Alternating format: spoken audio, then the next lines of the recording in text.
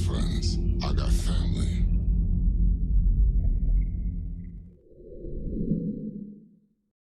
This is Steve Downs, the voice of Master Chief, Sierra 117.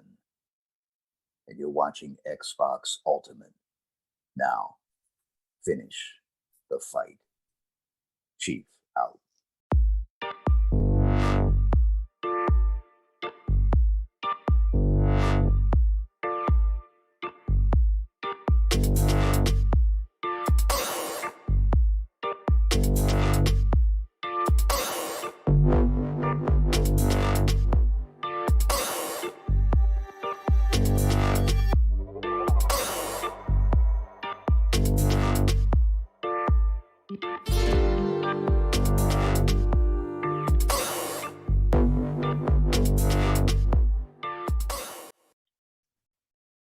And hello, everybody. We are live. This is Xbox Ultimate Podcast, and you're watching episode number 44. Thank you, everybody who's in the chat early and hanging out, ready for this show. I know. Can you feel it in the air? Can y'all feel this?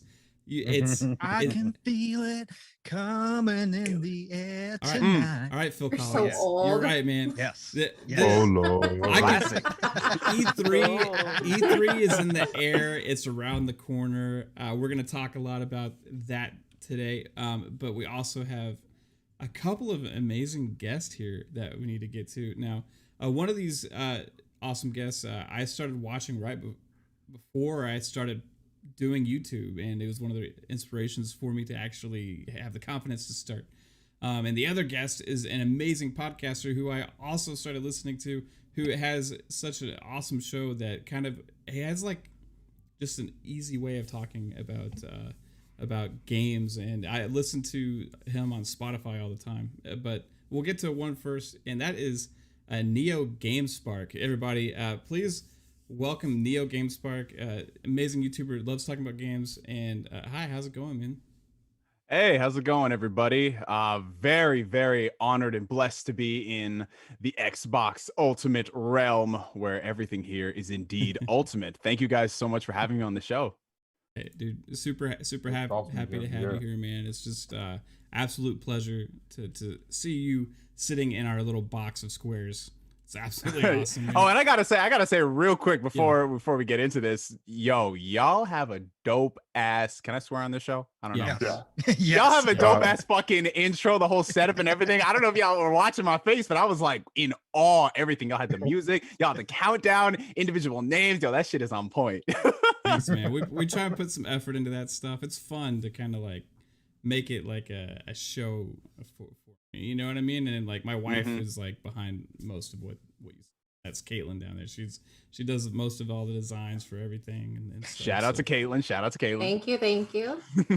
All right. Shout out to Caitlin's picture, by the way. Caitlin, I just noticed that. That's absolutely beautiful. What happened to the DMs earlier? I love it. Yeah. That's amazing. She's got to deal with him 24/7 versus us. Yeah, that's right. So, okay, I got a little caught up in doing stuff, and I didn't come down for dinner, and it was getting a little cold. And I'm sorry. She had to go to the DMs to get his attention. She had to go to our DMs. To get Oh his no! Oh no! She did. No! Yeah. Oh no! Then we have another. He is in the mega dog house, dude. Oh, He's sleeping in the computer. On the computer chair tonight. What are you talking about? On the computer. Sure. Hey, and Luke Lore, host of Xbox Expansion Pass, aka InsipidGhost on Twitter. Just such an amazing podcaster. Learn a lot by actually listening to you, dude. Absolutely incredible. I'm super humbled to have you on the show. So glad you're here, man. How's it going, dude? Man, things are going great. Thank you so much for having me. I'm honored to hear you say that, man, because I look at you guys as having it together, and I am so appreciative of your words. I love that you listen to XCP. That makes my day. But really and truly, to get to be here with you guys, with your community, just like Chris said, the intros are just always on point. I love hearing Chief's words there. Just anytime you hear Steve Downs talk, it's just the best. Oh yeah. Oh hell yeah. And guess what? So cool. We're gonna get to hear a lot of Steve Downs this fall. I heard rumors of such things. Yeah. Is this true? That is true, man. Oh yeah. And then we have the rest of, well, we don't have the rest of the Magnificent Seven here because we are too short. 3-Bit is still like absolutely swamped with getting stuff done, meetings and the such. He wanted to be here, he couldn't make it, and it's lady's youngest's, I think it's not the youngest, second youngest's birthday today. So she's hanging out with the family, hanging out with the kiddos. So shout out to them. We miss you guys. But we do have some more of the Max 7 here today, including first in my heart, my lovely wife, Kaitlin. Hey, baby, how's it going? Hey, everyone. How are you all? That image is mad funny, bro. It's tough to get past that. And I'm going to correct you. I do believe it is her youngest son's birthday. Is it the youngest? Okay, I'm sorry. I'm Yeah, sorry. so do your research. Happy birthday to young Oh. Cole. Happy birthday. Yeah, happy birthday, lady's son. I'm sorry. Happy birthday, little man. I got the wrong The young one. AF. Yeah, the young The young AF. AF. That's a good one. Pong, you made it funny. Yeah, I Pong did. make it funny. I've been practicing a lot. You gonna get him a Good job. cookie, Just in Kaitlin? the mirror all day. All day. And then we have the extraordinary assassin Lupa. Hey, Lupa, how are you? Oh, I'm good, guys. So excited to be here tonight to get some chat going. It's gonna be fine, baby. Fine. Yes, it is.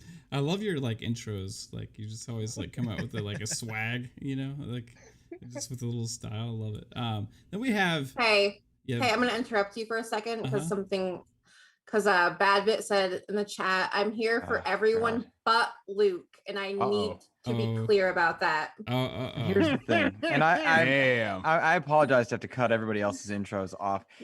I have to do a show called Cast Co-op with him, and it's the worst. He's one of the worst human beings on the planet. I tell you, you're friends with a guy for so long, you start dating his mother, and then just suddenly he's mad at you. It's like, what is the deal about this? You know, I don't know. It's crazy, but it's I'm weird sorry how to you feel guys that. date each other's mothers, though. You I know was what I just mean? gonna I say, can understand I heard one, it the other way around. you know, but then both of you, it's like one of you did it to get the other one Two-time back. sleazeball. And, you know, hey, whatever floats your boat, right? So we also have the encyclopedia who has all the knowledge of video games, including going back to the very first video game ever made, and that is the man Pong Soul. How's it going, Pong? Man, it's Friday night. It is Xbox Ultimate. First of all, shout out to Lady and 3-Bit. Miss you guys, love you guys, and can't wait to see you back on.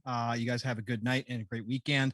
But otherwise, look at this. We got two amazing guests tonight. Mav, you just keep killing it with the guests. But look, first of all, Luke, you and I share a common distaste for one Mr. Badbit, aka Joe, aka Sony fanboy number one. We share a distaste for this man. So boo Joe, right? Joe, Boo indeed. Joe, That's right. Constantly. So, anyways, I just want to say it's great to see you here because I'm a big fan, Luke, just because you don't like Joe. So we're good. We're We're now like brothers. best friends already. That's so right. this is great. Here And we then are. Neo, my man Neo, dude, you have no idea. Actually, I've been following you.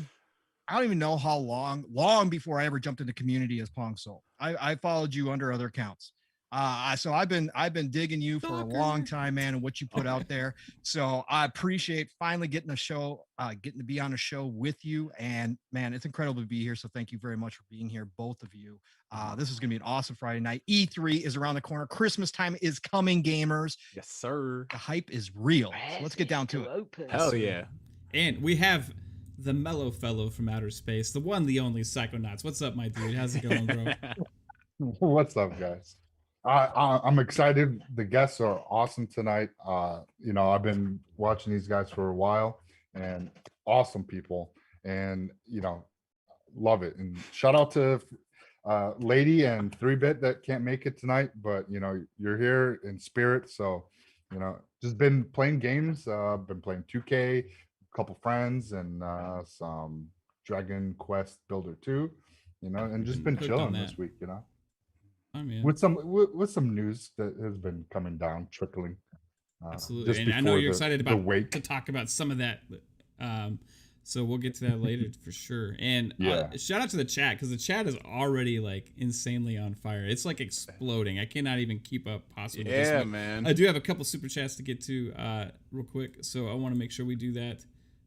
So first off, we got one from, where'd they go? No. Hold on real quick, guys. I need to switch screens. I'm horrible. My bad. Yeah, you Oh my are. God. You good, brother? What's up, rookie?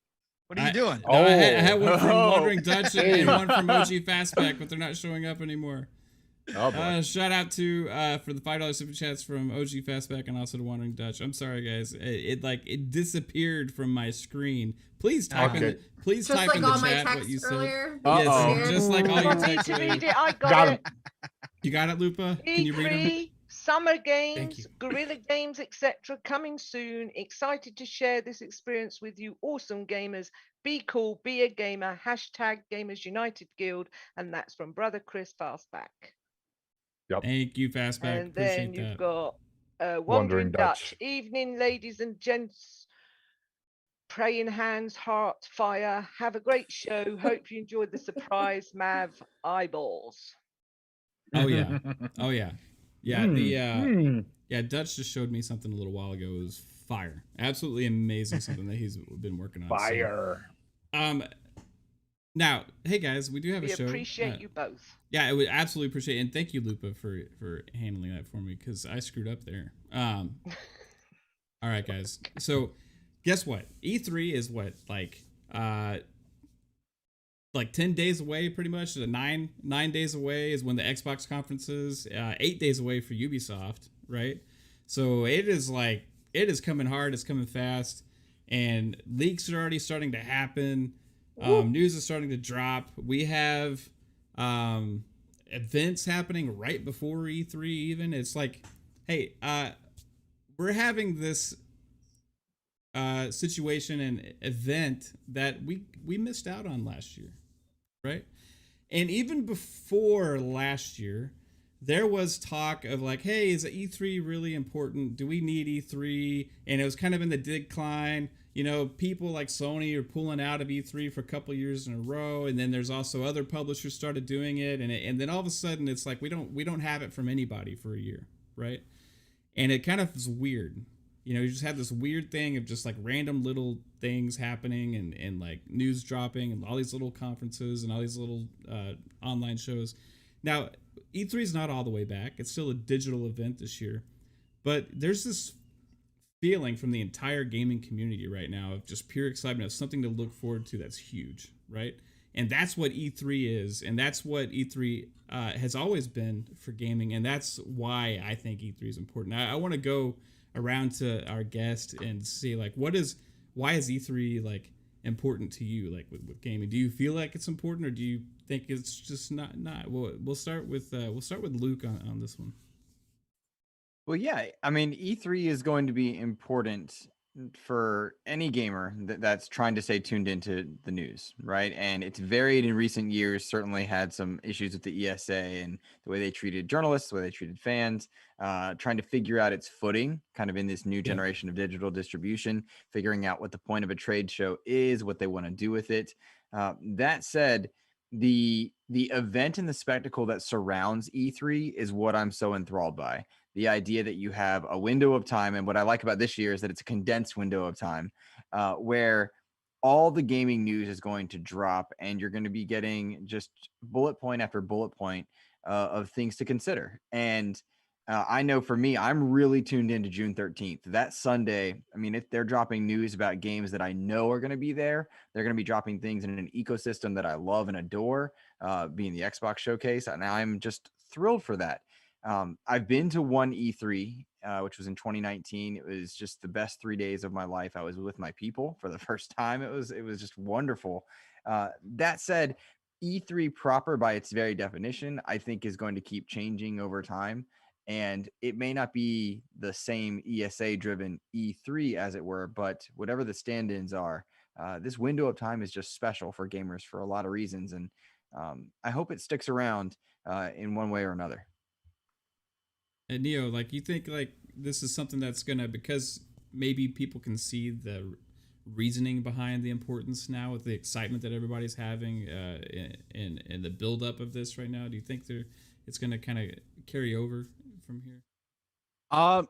Yeah, most definitely. I think last year, because everyone was feeling that fatigue with E3. I think definitely from 2016 onward, E3 for the most part was going downhill. There weren't a lot of crazy excitements, at least not on the level of, oh, everyone's firing on all cylinders. And then, of course, you had Sony pull out after E3 2018. That was their last show.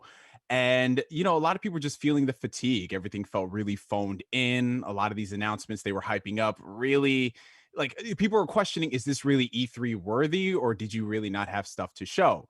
And it was so funny because last year the conversation and dialogue was all about like, yo, we don't need E3. We're going to do all these other different events. Every company's doing their own thing. And one thing that we all noticed was it didn't work out that way. You know, like we had the Summer Games Fest, which in theory sounded like a great idea. Like every single week we're going to be like spoon-fed new announcements, this and that. But it got to the point where it was so hard to keep track of everything, to the point where I had people saying that, oh, this game got announced. And I'm like, when did it get announced? 3 weeks ago. I missed that, you know, because there was so many different things happening. At least with E3, it's condensed over the course of 5 days. You know, you have your conferences to start out, and then you have things trickling here and there, which in my opinion, you know, it is controversial to say, but I think honestly, like whether or not we care for E3, that is the best approach to do it, because clearly last year didn't work out. But then again, last year was a different situation. Everybody in the industry was scrambling because everything was worked from home and people were rushing. You know, it was like, are we going to have this event? No, it's canceled because of the pandemic. So I think going forward, things are going to change with the ESA as we have more digital stuff. And then as we get back to an era of like in-person events at venues, I think we're going to start to see a lot of companies transition into figuring out, okay, what do we want to do? Are we going to consolidate all our news during this period, or are we going to space it out throughout the course of the summer? Like we're seeing some experiments here and there, but honestly, like when you get down to the like brass tacks at the end of the day, I love E3. You know, I'll always have love for E3. That particular week of the year, just all the gaming news, it's exciting. And I'm not sure if anyone else in this panel outside of Luke has actually gotten to go to E3, but it's literally like, you know how you say when you're a kid you want to go to E3 and then you actually go to E3, dude, it's as good as everybody says. Like, yeah, you get to see all these cool games and people, but the most important stuff is, like Lou said, you're around your people, the people you love, just chilling, hanging out, going to after parties. Like it's really cool. I hope to one day be able to go. It would just absolutely be a dream come true. Hey, shout out to, I saw a comment from somebody in the chat, A1 Nate, watching there on Periscope right now on Twitter, and he was asking, hey, is this on YouTube? Yeah, that's the main home for this podcast, is actually on YouTube. So you can check it out at Fun Speculation over there on YouTube, and you can chat with everybody else in the chat there as well. So shout out, thanks for checking it out. Babe, I think because you're kind of like, you've always really been like watching all the news through me, but I feel like this past year you got more invested. You know what I mean? Do you get like the whole E3 thing now? You know what I mean? Yeah, definitely. Yep. Yeah, she does. No, she really has. I mean, tonight. being in, you know, playing games together like all this time, I've noticed it. She's definitely been more engaging with the content that's been coming out of these from Microsoft, Sony, and all gaming news. It's really cool because, you know, and she's an awesome gamer. Oh yeah, most people just kind of like, you know, first-person shooters. But it's really cool that your old lady likes gaming. What? You just called me an old lady?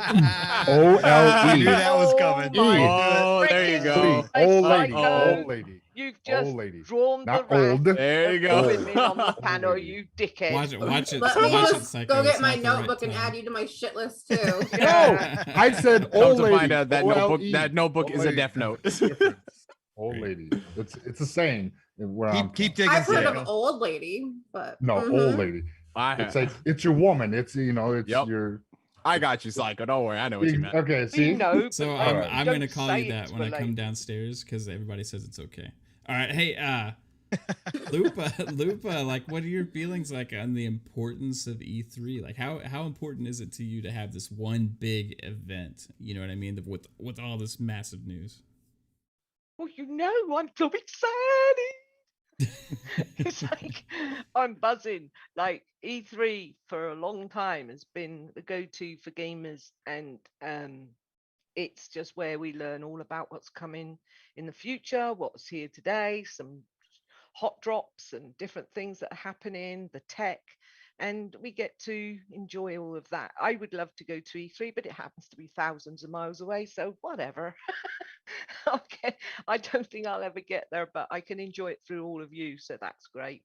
But it being digital now, it means that I get to enjoy it more deeply, and yeah, I just love it. It's the Christmas, it's Prezi opening time for gamers.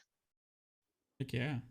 It is. It's gaming Christmas, is what a lot of people say. It It's like a gaming Super Bowl.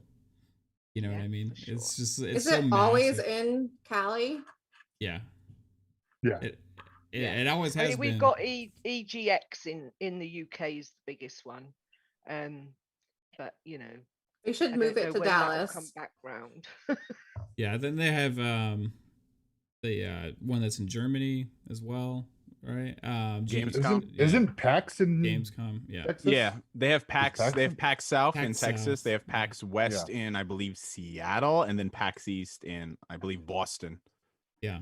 So maybe we'll go to PAX South sometime. What is it, like a mini E3? Kind of. So PAX? the best way to describe PAX is, all right, so this is gonna sound really weird, but I think Luke will probably agree with me on this one. When you go to E3, E3 is very corporate for the most part. Like, you can't just like run around and play all the like latest games like that. Most of the time you have to make an appointment, and it's just very by the books. But when you go to a convention like PAX, it's just more chill, laid back. There's a lot of indie developers there saying, hey, try our game out. And even some of the other companies, like let's say if Sega would go there, you have a better chance at playing more of their games at a PAX event versus E3, where you just have tons of people coming to those venues from all different walks of life in different countries in the world.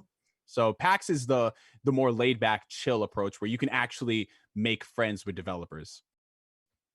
Yep. That I would sounds agree with cool, that. man. And there's an interesting element to E3 in that there are so many people walking around that you can just bump into. Like you'll just bump into people. Like you'll see certain executives that you know are making Right. games just kind of walking around.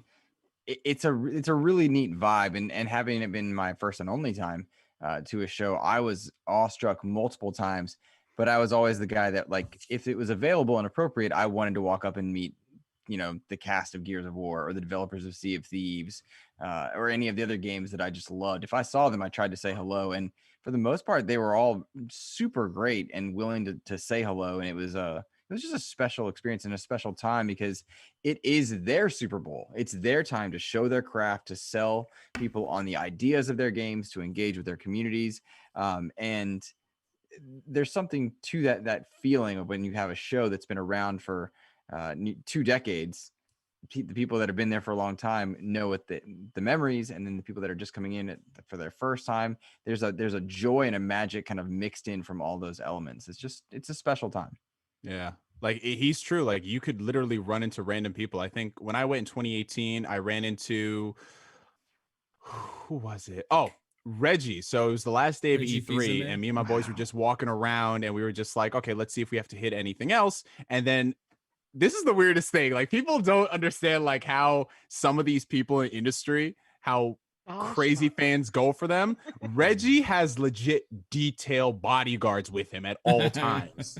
I'm not funny. even joking. So Yeah. Reggie Fils-Aimé, he's already a big dude. He's like 6'4", and he's got like 2 dudes with him. And I remember we were just chilling, and then here comes up this black Escalade, big black Escalade, right? And I was like, damn, that's a nice car. And then I see Reggie and his crew coming, and I was like, oh shit, that's Reggie, man. And then everybody else around us noticed that was Reggie, and people were like, oh, look, it's the Reginator. And I swear to you, I shit you not, Reggie literally saw like a rabid group of people running, and that man just jumped into the Escalade and left, man. It was Wow. crazy, dude. That's insane. It's like they're rock stars, you know what I mean? Oh, straight up, yeah. When they're in a convention full of gamers, you know. Yeah, Um, absolutely. Hey, Pong, Yes, sir. what is? Do you feel it in the air? Of course. I already started singing about it, for Give God's it sakes. Of me course I feel it. This man's got I've a been- song. I've been feeling it in my bones, yeah. right? This is Christmas time. This is the best time of the year for gamers, and we didn't have it last year. And I've never been able to go to one. I just never have. It's on my bucket list, though. Obviously, I'd love to go, so I'm glad to see it back. Obviously, the ESAs had their problems, you know, in the past, like Neo was talking about. You know, it was on the downswing for a while there, and people were considering whether or not it was even necessary anymore. But I think last year definitely sparked that fire all over again when it comes to having an E3, because I think these companies realize it's not as simple as they thought it was going to be to put together a bunch of little shows and get all the information they needed to get out and make sure that everybody hears it. And I think a lot of that stuff, again, like Neil was talking about, was lost. Like he was saying, we had random stuff come out at any given time, and people were like, "What?" Half the community knew about it, the other half didn't know about it. Right? Fans were wondering what was going on. People didn't know when these shows were happening. So I think all of that combined kind of gave the ESA and E3 kind of a new life again. Now they have to take the ball and run with it, and they could still screw it up because they were making a lot of mistakes. They were making a lot of enemies. You know, they had the whole doxing issue and all that kind of stuff. So they had a lot of things go wrong. That was within their control. So they got to get all that stuff under wraps if they want to keep E3 going. But right now, they've been given kind of a gift. So they need to take this and they need to show the world once again why E3 is so important. And even if we're not going to have, I know a lot of people are downplaying this E3. I'm hyped over the moon right now just because of the Xbox show and what I think I'm going to see. And I refuse to quell my hype. I just won't do it. But I think we might have smaller showings overall for E3 this year, but if they can make it work as a digital only E3, I think that just bodes well for them in the future when they get back to people coming physically. So if they can go ahead and make this showing and everything online is working and they got, good camera, good camera work, good interviews, all the technical side of things works, then I think they really build a new fan base of E3 here and show the world, because again, that's what they're talking about. They want to bring this to as many people worldwide as possible, due to the fact that it is all digital. And I think that's a good strategy. Obviously, we're in 2021, but at the end of the day, they need to bring the interest back so that everybody starts marking their calendars right after this one is done for next year's E3 and goes, I can't wait. I can't wait to either go there, or I can't wait until I can take these days off from work and watch this again, whatever the case may be. But yeah, I am hyped. I can't wait to see how they pull this off. And again, I'm going to have my calendars marked. I think this is the greatest moment that gamers can have during a span of time. And I think that spotlight is bright, and I think that it should be celebrated. And that's why gamers kind of all come together and celebrate this and do what we do, especially online community. And I think this is a special thing. So yeah, man, let's bring it on. I can't wait. You touched on something that I want to capitalize on here. Yeah, absolutely. I have a very strong feeling, hope, maybe it's a hope more than a feeling, but I very much feel that this E3 and the following have the potential to be the absolute best E3s that we've had to date, for a couple different reasons here. This E3 is sort of a reintroduction to a couple games that we'll see, Halo Infinite kind of being top of our minds there, but also this is going to be E3 post-pandemic, more or less. Not the one with people, that comes next time, but this is the show that in theory we might have gotten last year. Some of those games would have had finishing touches, timelines would have been a bit cleaner, the new consoles are out. We have a lot of potentials that can be shown this year to bring the hype into what is now the current generation, because it was really a staggered launch for these past systems. Not to mention, you've got people who have been in their houses for a very long time. You went through a lot of political turmoil, social turmoil in the United States and worldwide, depending. There's a lot of reasons that people might be looking to celebrate, right? And this could be a rallying point around the gaming industry that sets up next year's biggest E3 to date, bringing people back. The new generation is in full swing. It'll be year 2 or 3, depending on how you look at it, of this generation that we're in now next year. And a lot of games will really be coming through the pipeline comfortably. So I'm very much looking forward to it. And I wonder if this won't be just a tremendously positive event, but maybe I'm being too optimistic. I mean, Lord knows I've been burned before. I used to believe that Nintendo was going to show me Metroid. That's gone. I no longer believe in those things anymore. But they announced you're gonna get Metroid 2D. Give up hope. Give up. Come on, you're gonna get Metroid 2D. It's gone. 2D. Yeah. Metroid VR. You don't think so? On the Virtual Boy 2. Yeah, The really. Virtual Boy 2. Yeah. Pong, if they did a 2D Metroid, I would still lose it. Those fusion games were so good. Oh, Well, yeah. Get ready, my friend. You might get it. So And shout out again. I have no to the faith. chat, guys. I know. At this know. point, I'll take another Metroid Prime Hunters at this point, bro. Yeah. Oh, Anything, bro. Stylus controls and all. Heroes, Dude. Metroid Edition.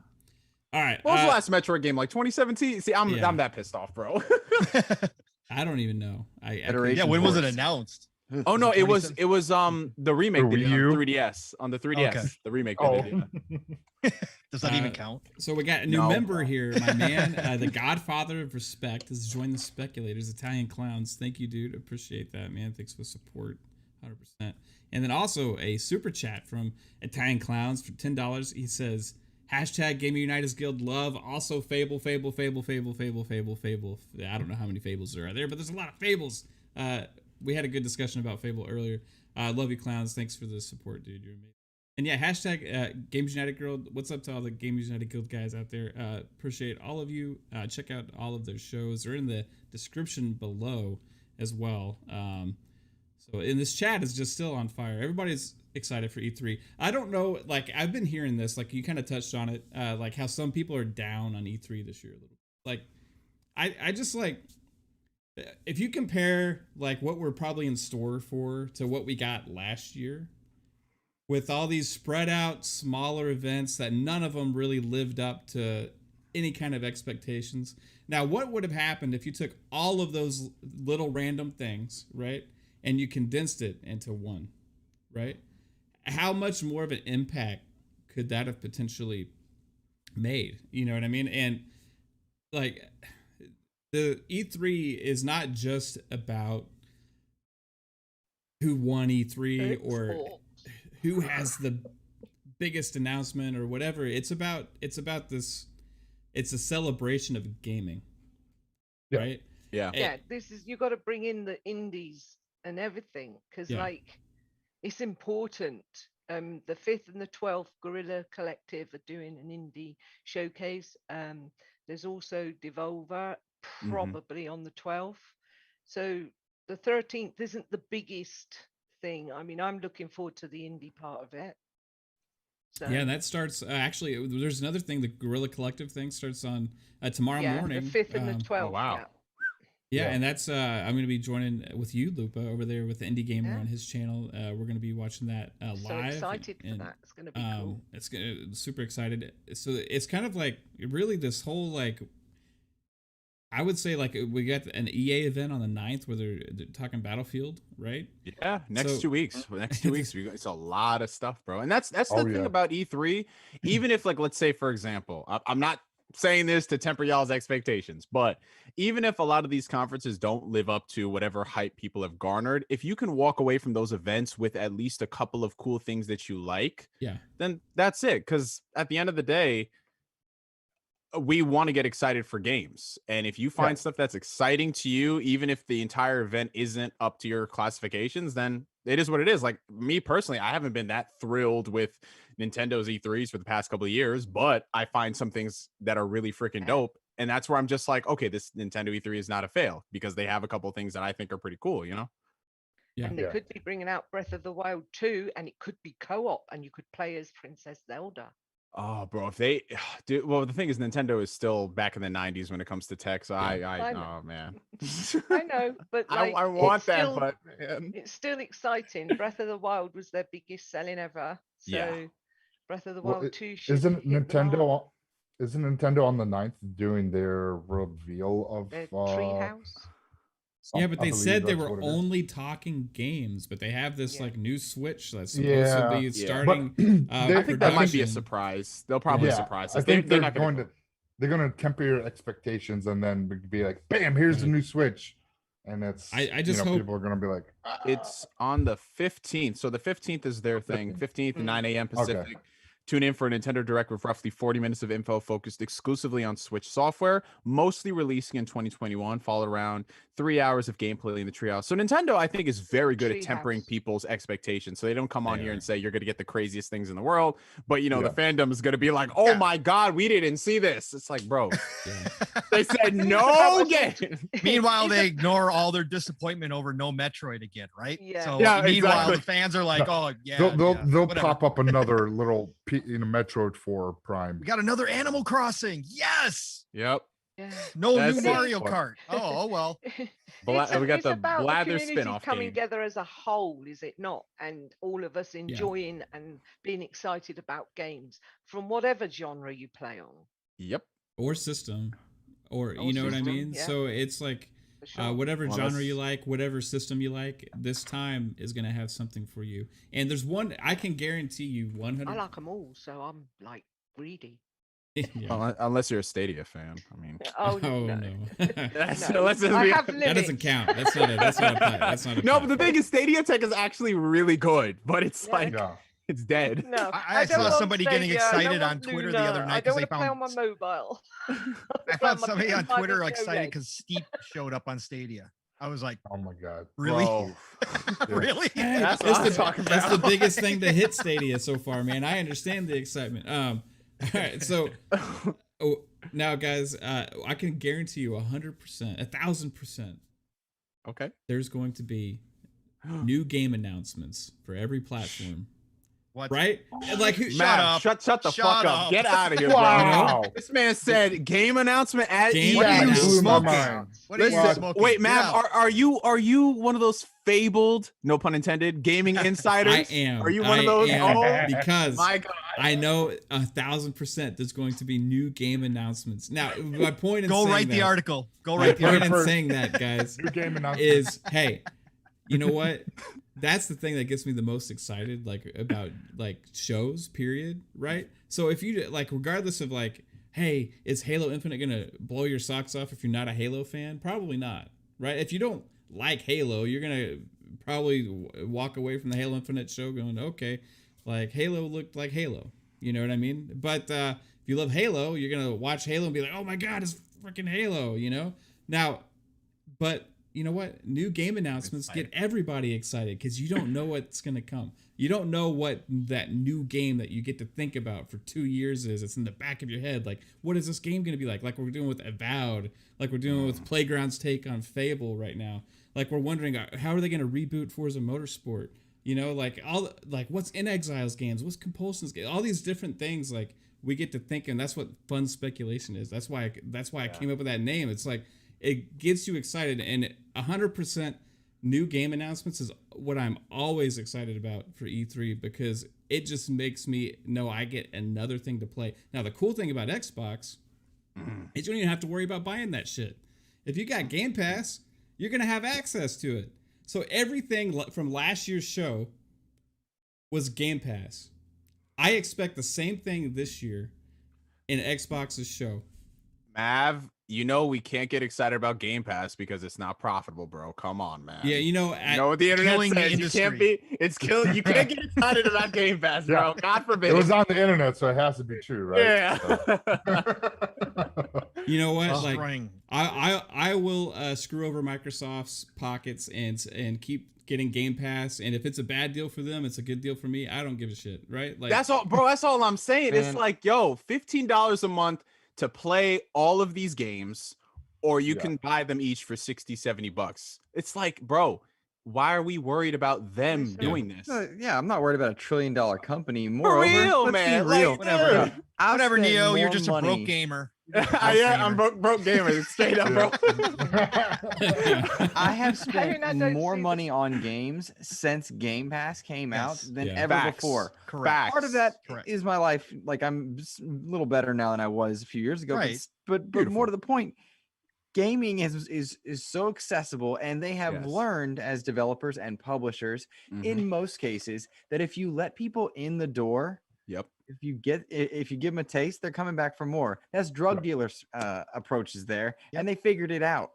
And they gave me a taste, and now I'm in. I'm playing so many more games than I ever have before. I'm buying more games than I ever have before, spending more money in ecosystems than I ever have before. And on top of that, they're giving me more ways to access those games by way of xCloud and PC, etc. It's like they've got it figured out. And if they're not profitable, I don't care. I'm playing more games and having fun. That's all I'm saying, bro. That's all I'm saying. And like for me, for example, right? Because you guys know, like before I bought the One X last year, I was like, why are y'all hyping this up? Like, what is going on with the Xbox? Why are y'all excited about this? I had no good idea. And then I bought the One X last year, and I was like, okay, this Game Pass thing is kind of cool. Like, yeah, I mean, all right, see how it is. And then you just start seeing all that stuff. Neo, I'm so sorry to interrupt you. This is all. Hi, hey, everybody. I heard you guys. Surprise! I heard you guys needed a guest this week. Podcast, you guys. Hey, hi. Every What's show. up, Mav? What's up, Psycho? What's up, Pong? Assassin, Kaitlin, Chris. Hello. Surprise! Mr. Badbit wanted to come in here and torment. Can I have Luke. nothing, Joe? You got to be on every show. You got to be on everything. I can't do nothing on my own. His ego is hungry. He's got to feed it. He's got to rising. Pong understands. Were you late because you were with Luke's mom? Yeah, she really tired me out, Kaitlin. Hey, yo. Wow. Desert Rose and I have such a passionate relationship. And Called the Desert Rose. yeah, Betsy, aka Desert Rose. Yeah. Let me tell you something about Miriam Meringue. I am such a fan. My of mother? Yes, the golden flower that is my life. Yes. Oh, that's yes. Oh man! You guys want to get a separate room? No. In the open. That's how we do it. Do it live. Thanks for joining us, Mr. Badbit. Of course. Absolutely. I'm gonna dip out. I just wanted to say that Luke Moore sucks. He's the worst, and I love you guys. Love you, Joe. Oh my God. That's That great. is my brother. Hey, real quick God, before we move on from that, we got a $10 super chat from Nightwolf3186. Hey, shout out to you, dude. You're amazing. He says, what's up, guys? Hope everyone is doing well. Not sure if I missed it, but what's everyone's number one wish for E3? Mine is what it's always been every year. Splinter Cell. I will always ask for it each year. LOL. Hey, dude, I am 100% in the boat. My dreams have been crushed for 7 years in a row now. Yeah. And dude, I have so much hope for it this year. And you know what? They're probably going to crush my dreams again. But I will always and forever hold out hope for that announcement of Splinter Cell. And you know what? I want it to happen at E3. You know, E3 is the stage it needs to happen at. So let's hope it happens this year. This is a great question though. Like, I want to go to Kate first. Is there something you want to see announced? Like it. I want to see announced that Microsoft is going to acquire Sega. Okay. I love that. I love that. I would love, you know what, they bring back some of those IPs. Sega can't afford to do much with them, right? So, I already told you I think it's going to happen. I think we're going to hear, you know, the sound of Tails, the little spinning sound. We're going to hear that, and then there's going to be like some little robot thing hanging from the ceiling, and he's going to be holding a orange controller. Oh, you know, the very last specific. I love this. You mean Tails? The last piece of the Tails? puzzle. Tails. Yeah. What did I say? I don't know. I don't know. she said, I think she said Tails. Yeah. I did. He's just not paying attention. Yeah. Sorry. I'm like Mav. Yeah. Anyway, so yeah, then they're gonna have an orange controller, and they're gonna set it down between the Knuckles controller and the Sonic controller, and then they're gonna announce that damn blue hedgehog again. and they're gonna announce that they have acquired Sega, and yeah. Sonic would get the headlines in that, but it would be Atlas that makes Microsoft the money. Correct. Yes. Correct. Oh yeah. Absolutely, dude. If they like in that particular situation, I don't know if they go ahead and acquire Sega, because what I think they're probably going to do is they're going to keep striking those deals like they did, like Yakuza.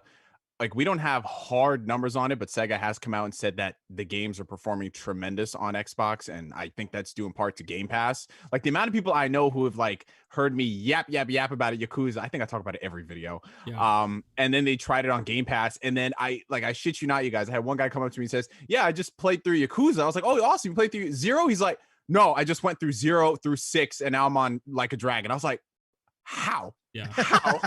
How?" Yeah, That's my It's trepidation, is knowing that, like, how do I don't have, like, if I start this journey, like, will I be able to finish it? Because I don't want to just play one. I want to play them all. And people say I need to start with 0. So 0, dude, 0 will make or break whether or not you want to get into this series, because it's one of the best games in the series, and it's one of the best games to recommend for newcomers. So I'd say start with that one. Yeah. All right, I will do that. I'll stream it, and then we'll play Yakuza. And we got another $2 super chat from Flame. What's up, dude? He said, "All right, pack it up. Show's over. Bad Bit's here. Hey, Bad Bit is out, so the show's back on." So shout out, dude. And shout out to Bad Bit again. Thanks for stopping by and making Luke miserable for at least 5 minutes. You know? He sucks. He's the worst. All right, so for I don't know if anybody else has anything to add for the E3. I would say so. I have 2. So one is going to be, because this is Xbox focused, I'll have an Xbox announcement, and one is going to be just general. So as far as an Xbox focused announcement, I would love to see if, with the acquisition of Bethesda into the studio's family, if that means that they have access to Microsoft IPs, and a lot of the developers at Microsoft Game Studios right now have access to Bethesda IPs. Because I would love to see In Exile work on a new Fallout game. I would love to see some type of another like we have Gears Tactics. I would love maybe something like that for Halo. I would love just to see different developers flex their creative muscles with different franchises, maybe revive older IPs. But if we're talking like a specific game announcement, I've been saying this, man, for almost 20 years at this point. Capcom, give me a Dino Crisis reboot. Just give it to me. Oh, it's time. It's time. Jurassic World keeps making $1 billion, and y'all ain't like, yeah, well, let's try this out again. Right. Dino Crisis.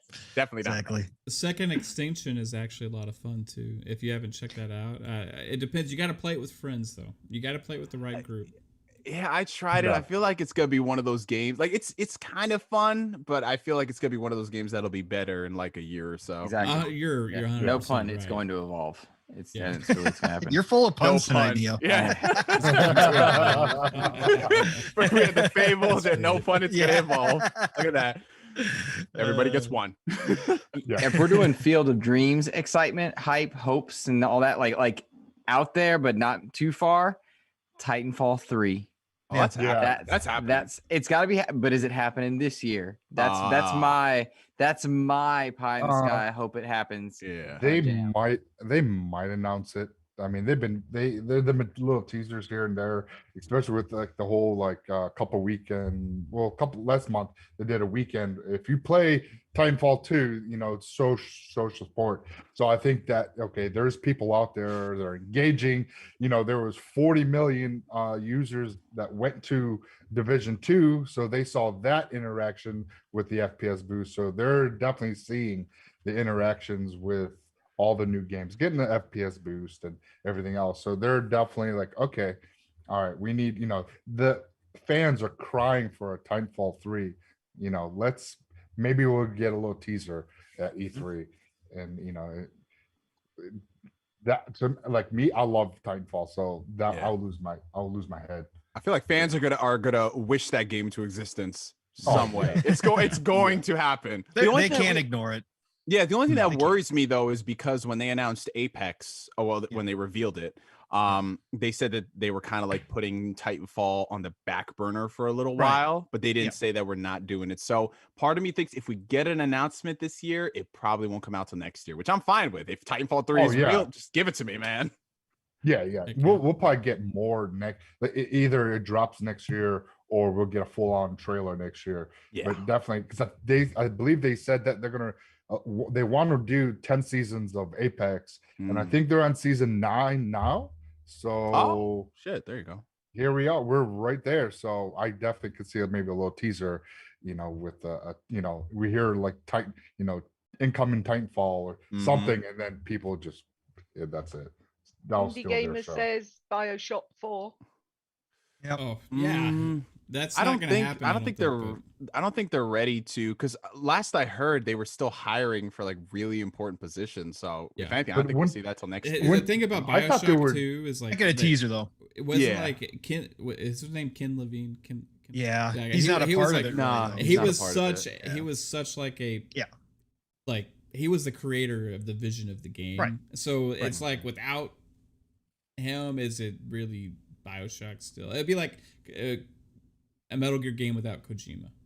Yeah. Right? It's like You know what I certain mean? games are tied to the people. You're right. Yeah. Well, it's like Mass Effect Andromeda without the doctors, right? That's what happened. So Yeah.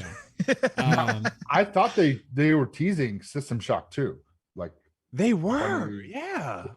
so that possibly could pop up because people definitely forgot about that. So that could be the next game that's coming out, maybe possibly next year, and give us a trailer at E3 this year.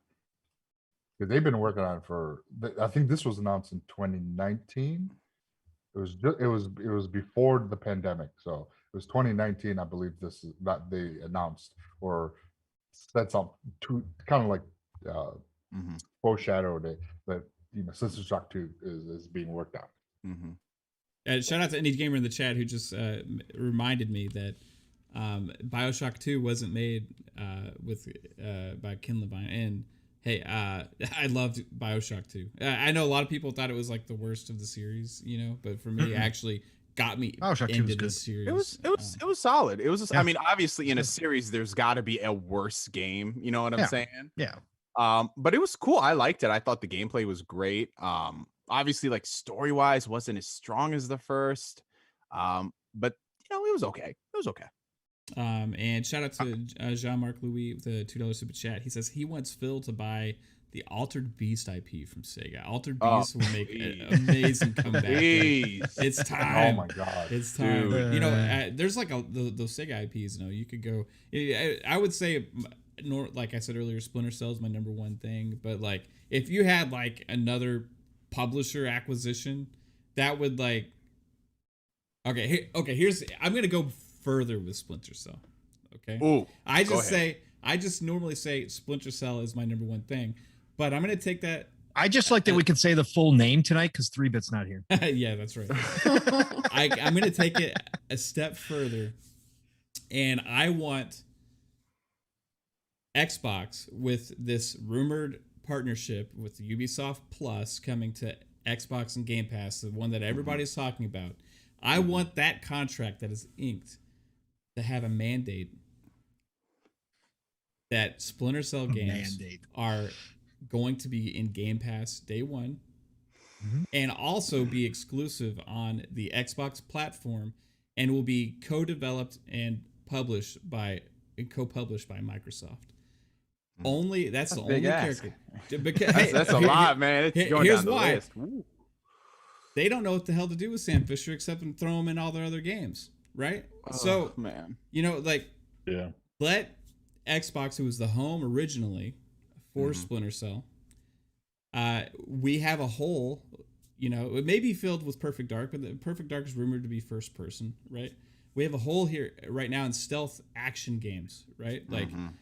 And hey, Phil's always looking to fill voids with the variety of the lineup, okay? Because Game Pass is all about variety and having something for everybody. So you want to give people that are fans of that stealth genre something. And what better way to bring in one of the most famous stealth action games out there, period, with funding a new Game Pass day one game and the new Splinter Cell. And forevermore, as long as that contract is dry and that contract exists with Ubisoft Plus on Xbox platform, Sam Fisher will have a home on Xbox. I just No, think, I'm on board. I just think the marketing will work as green. That's it. Yep, That's all correct. you need. The greens match exactly. I've said that before too, Neil. It matches perfectly. I love that. Yep. It'd be the greatest marketing campaign ever. You could. So let me combine those. pose this question to you guys. And this is where I'm kind of shifting my mindset in the past couple months, because everybody is always like, what's the next studio acquisition? What's the next publisher acquisition? Realistically, like, people asking like, oh, what company do you want Xbox to buy? I don't think Xbox really needs to buy any other studios. If anything, I think they need to take the PlayStation approach, where they work out all these exclusive deals, whether they're funding the game or they're paying for the marketing, whatever. Like, look what PlayStation is doing with Square Enix. They've got the next 3 major Square Enix titles on lock: Final Fantasy 16, Forspoken, Integrate, and then there's that rumored Origins game as well. Like, I want Xbox to do that. You don't need to buy Ubisoft, but if you could get Sam Fisher back in a Splinter Cell game, whether it's exclusive or it's timed exclusive for a year, Game Pass exclusive, like, I think that is what's going to get people way more excited than just, hey, we bought Ubisoft, here's all the Assassin's Creed games. Right. You know And I agree with you. Like, and I think they're doing that too. I mean, I think that's yeah. exactly what's happened behind the scenes. I think there's still going to be purchases, because really right now, financially, from an economic standpoint, it's not good to keep your money in the bank, right? They're holding a ton of cash. Oh, absolutely. Cash reserves are over the top, and it's a waste right now. They know it. So I think they're looking to buy. Now, whether or not that happens, I mean, those are big deals, but I think at the in between and going forward, they're going to cut those deals for sure. And I think Game Pass is a huge vehicle for that, because it can cut all the Game Pass deals they want, and it doesn't even have to be an exclusive. It can just be a Game Pass deal, right? And it makes it feel like an exclusive. Much cheaper too for them. Much cheaper, and it feels like an exclusive, because all of a sudden everybody starts talking about it being in Game Pass, because you got to spend $60-$70 everywhere else. So that's like the greatest benefit. One of the greatest benefits of Game Pass is it kind of nullifies any kind of exclusive deals that you try to cut, because you can just say, hey, you know what? Go put it on everything else. We just want on a Game Pass day and date. How much it's going to cost? That's all you have to do. And they can go publish everywhere else. And you already know, as Phil and his team, that they're just going to be, when everybody's talking about it, it's going to be talked about Xbox and Game Pass. That's the names that are going to come up. That's the beautiful part about it. So they've got a massive bargaining chip in xCloud, in that is going to be the delivery of content 10 years from now. It's through cloud-based gaming. I don't see Ubisoft ever doing an exclusive thing. For God's sakes, they're the company that's like, published on Wii U day one. There, bro. You know, like, that's what they. They work with anybody and everybody, and they'll put their stuff anywhere, and that's what they tend to do. And real talk, I respect and appreciate that. I really do. More people, they make good games. Like, they don't make very revolutionary games. That what they tend to do is take what they know works and what people tend to want, and they just improve them each year. And every other year, depending on Assassin's Creed, whatnot. But I appreciate that. They just need to stop clumping their release dates together. Now, what is, I think, possible, this is not E3 specific, but if we are to see acquisitions from Xbox, I'm very curious to know if they come out of Warner Media, given that Discover is now trying to shop around that stuff. We knew a year ago, come July, that Warner was looking to shop, and then they backed off. And that was likely due to the Discover deal. And now what's going to happen? What I do not want to see happen is how do I word this where it doesn't sound terribly biased? I do not want to see certain studios go to PlayStation, specifically those that would take the IP of Batman with them. I don't want to see Batman and Spider-Man, the two most popular heroes, exclusive to one console. I mourned very much so that Spider-Man is exclusive. Do I buy it on PlayStation? Absolutely freaking love it. But Spider-Man is a character that belongs to everybody. Miles Morales' character belongs to everybody. Like, I want those characters to be there for everybody. So superheroes, Star Wars, a few others, I don't like when they are isolated to one ecosystem. But I do not want those studios to get lost by the wayside if Microsoft has the chance to bring them in. Because I think that with Microsoft, they have the chance to reach the most screens and potential people over the next 10 years. Not the next 5, but the next 10. Yeah, it's a catch-22. I mean, not every studio out there can, like, I mean, got to give them credit. What Bungie was able to pull off, the split from Activision, most studios, if that were the case, they probably would have sunk by now, but they were able to do what they did independently. and you got to give them credit for that, like people's feelings on Destiny aside. But yeah, it's a catch-22. Like you want, like in a situation like that, when you have this big company like Discover, like one thing I'm just worried about is when you have a lot of outside entities that go into the gaming industry and they buy them up because they don't really understand the culture of gaming. So a lot of the times they're just business. They're looking at the numbers. And if they see something that makes a lot of money, they're like, okay, let's keep doing that. But if they don't see it's making a lot of money, they'll be like, all right, so how can we make a lot of money from this? Let's pump microtransactions. Let's pump this and that. And you start to see a little bit of that at WB Games, so like the last couple of iterations. But I don't know. It's like I am agreeing with you as far as like Spider-Man, for example. Like I would love for other people to play that game, but I think the reason why I don't think it's because Sony owns the Spider-Man like rights, because he still shows up in other games on other platforms. I think the only difference is Insomniac is the studio that's making those games currently. So I think Xbox can probably make, if they wanted to, like another Ultimate Alliance, you know, because Nintendo did that, and then you have X-Men and Spider-Man show up in that. But who knows? You know, we might see like Batman show up one day and it's like, hey, here's this next exclusive Batman game because no one else was going to fund it because Discover said, screw this, we're spinning it off, you know? I think the Gotham Knights is marketing deal is with PlayStation. Yeah. But you touch on something tangentially, is the idea that Microsoft should be latching onto another hero. It baffles me that we don't have a Black Panther game, that we don't have another Wolverine game, that we don't have other characters that lend themselves, because with Black Panther you've got how many gadgets and skills could you have through vibranium tech? What abilities could you have through his enhancements? There's a lot of gameplay options there. Oh, you're gonna get another. You're gonna get Black Panther. It's just gonna be in a game that nobody wants to play. Exactly. But Blade, Spawn. I mean, you've got a ton of different options out there. Mm-hmm. Yes. Please. Yeah. Oh yeah. A Spawn game by the Coalition or something by the Punisher with the Coalition. Right. That would be so violent and gorgeous. Bro, I'm telling you. I hope that rumored Mandalorian game is actually legit. I swear to God, I'll go crazy if that's announced. It'll be something like that. Yeah. Oh yeah. I'm Okay. keeping my lips sealed. All right. So. Oh, okay. There we go. Hashtag Mav Insider. 2 for 2 tonight. Insider Mav. I'm not an insider at all. We know nothing. I know nothing. I see nothing. I'm just gonna prepare this tweet saying I told you so.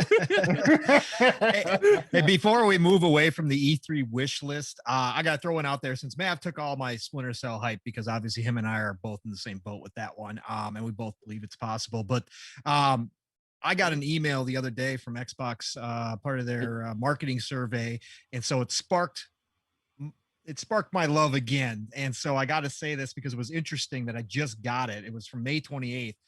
It was a survey about Halo Wars 2. Oh, one of my favorite games of all time. Correct.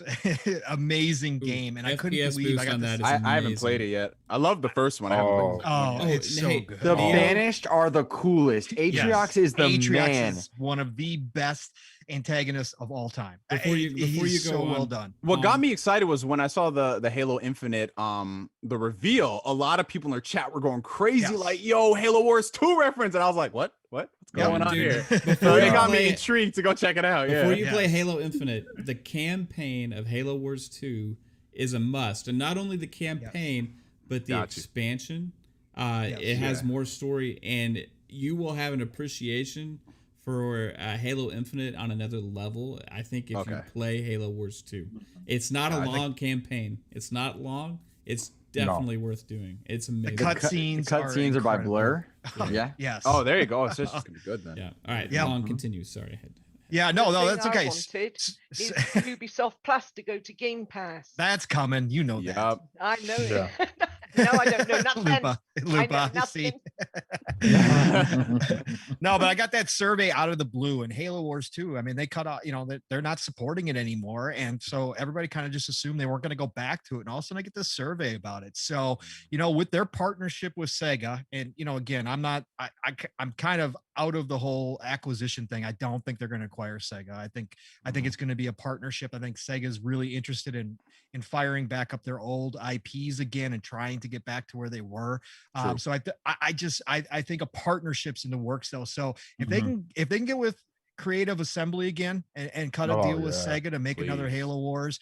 I think that's got to be done. And it's going to be interesting. It could become a part of their 10-year Halo Infinite plan to come out with a Halo Wars Infinite. You know, it would make sense to add another option to the game that could expand the universe in a different way. So I think that they got to do that. And I hope that we hear something about that, because again, just random survey. It was a 3-day survey. I grabbed it on the last day. I happened to be looking at my email and I text Mav, a DM Mav right away. And I'm like, dude, you'll never guess what I got.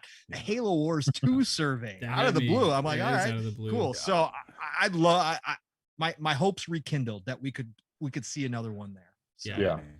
FPS boost again on that one is absolutely insane. Yeah. It just like makes it feel so different. Oh, Like, they boost the FPS on that? Yep. Yeah, Oh, they got yeah. FPS boost. Oh, to okay, I'm 60 gonna add that frames. shit to the list. There we go. 4K 60 on that baby now. Woo! Yeah, it's definitely worth a 97 of shot. them. And also, we got a $2 super chat from Flame. He says he would like a Recore sequel. First was kind of Yeah. fun. Hey, you know, why not? That game was kind of fun. Why not? Also, I'll tell hey, you what.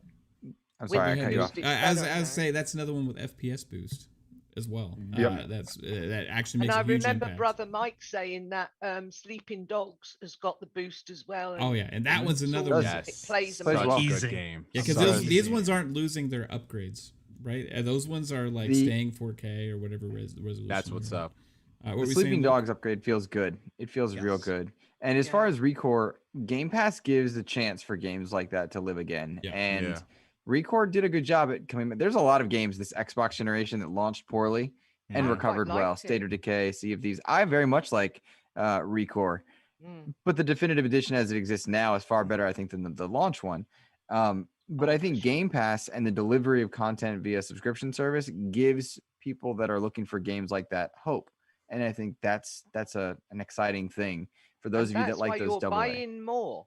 That's why you're buying more now because of Game Pass, because you're getting to play games that you never maybe would have tried without it. So then you're thinking, this is awesome, I'm going to buy it now.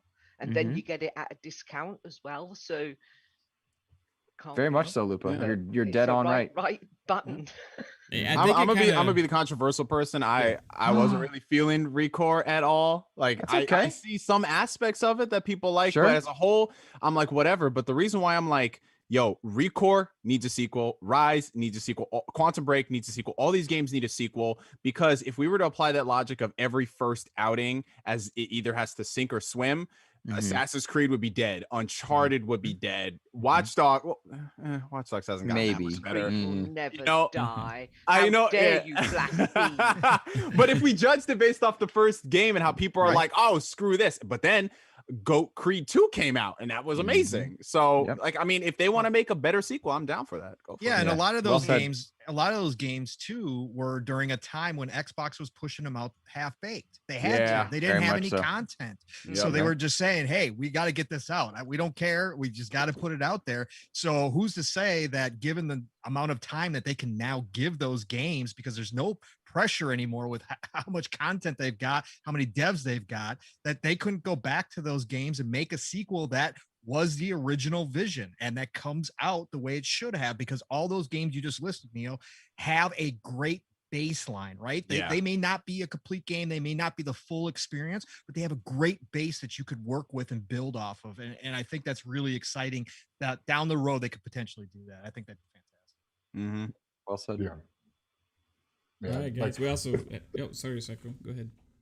Oh no, I was just gonna say like my like E3 for me, because like E3 was always that midpoint of the year where all this gaming information that we get, and it's like what we're gonna expect down the road from these gaming companies, especially for holiday that year and in the future. So like it's just amazing when when all this comes out, because we just get hyped with the information that we were getting, and it's just so awesome, because it's like we're all gamers and we love playing games, and whatever they show should have us excited, because it's new games that they're announcing, or bringing back a beloved IP that we used to play when we were younger.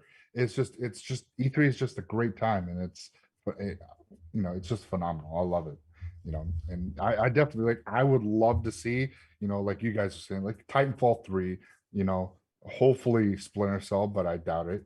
You know, just so many other things. You know, Microsoft has 5 new IP, AAA IPs going to be announced this year, and we don't know what it is. I mean, Microsoft has been very tight-lipped this year, and because usually things already been leaked out and spoiled. So I'm just excited to see what Microsoft's going to bring this year, because the hype of everything that with all these acquisitions and everything that's been going on behind the scenes with Microsoft, I'm just excited to see what they're going to show us. You know, Viva Pinata Reborn. That's what we're gonna get. Hey, right. I would love it. I'm down for. I love Viva Pinata. I love it. I've been calling for it, man. Yeah. I want that game. AK-60, no. Hey, that's that AK-60 game. Yeah, right there. Fidelity FX, right? We got a $5 super chat from Nightwolf3186. Thank you again, sir. He says, "Okay, fun question now. With E3 almost here, will any of you, like me, be buying their favorite snacks, drinks, food, and plop in front of the TV June 13th? Well, I can tell you where I will be, and with a lot of us, we'll be right here. Where I'll be. In our computer chairs. Right in our computer chairs. We're going to bring... Speculating channel. We're going to bring you E3 live on Fun Speculation YouTube with our reactions, and we'll have a pre-show. We're going to have an after show. We're going to do that for all the major conferences of E3. So look forward to that, bringing you guys that content. Hopefully you enjoy it. There's lots of other people in the community doing similar stuff too, because everybody is super excited for E3 this year. It's going to be absolutely amazing. But hey, if you like what we do here, come check us out for E3, and we'll have some fun time. We're going to have some people pop in, pop out, just some fun guests and stuff as well. So looking forward to that. So yeah, and I'll be eating my animal crackers as well. Probably. Noggin is animal crackers. All right, let's go. Let's go around. Let's go around. So animal crackers for him. Oh man, what am I gonna have? Man, so it's in the morning, right? Yeah. Microsoft C3. All right, so it's noon. Yo, I might get myself some type of I might get like a chicken sandwich or something. Got some lunch, maybe some chips on the side. Potato chips, not French fries. Yeah, I might get myself a nice chicken sandwich. Yeah, make a nice meal out of that. Yeah, I could see that.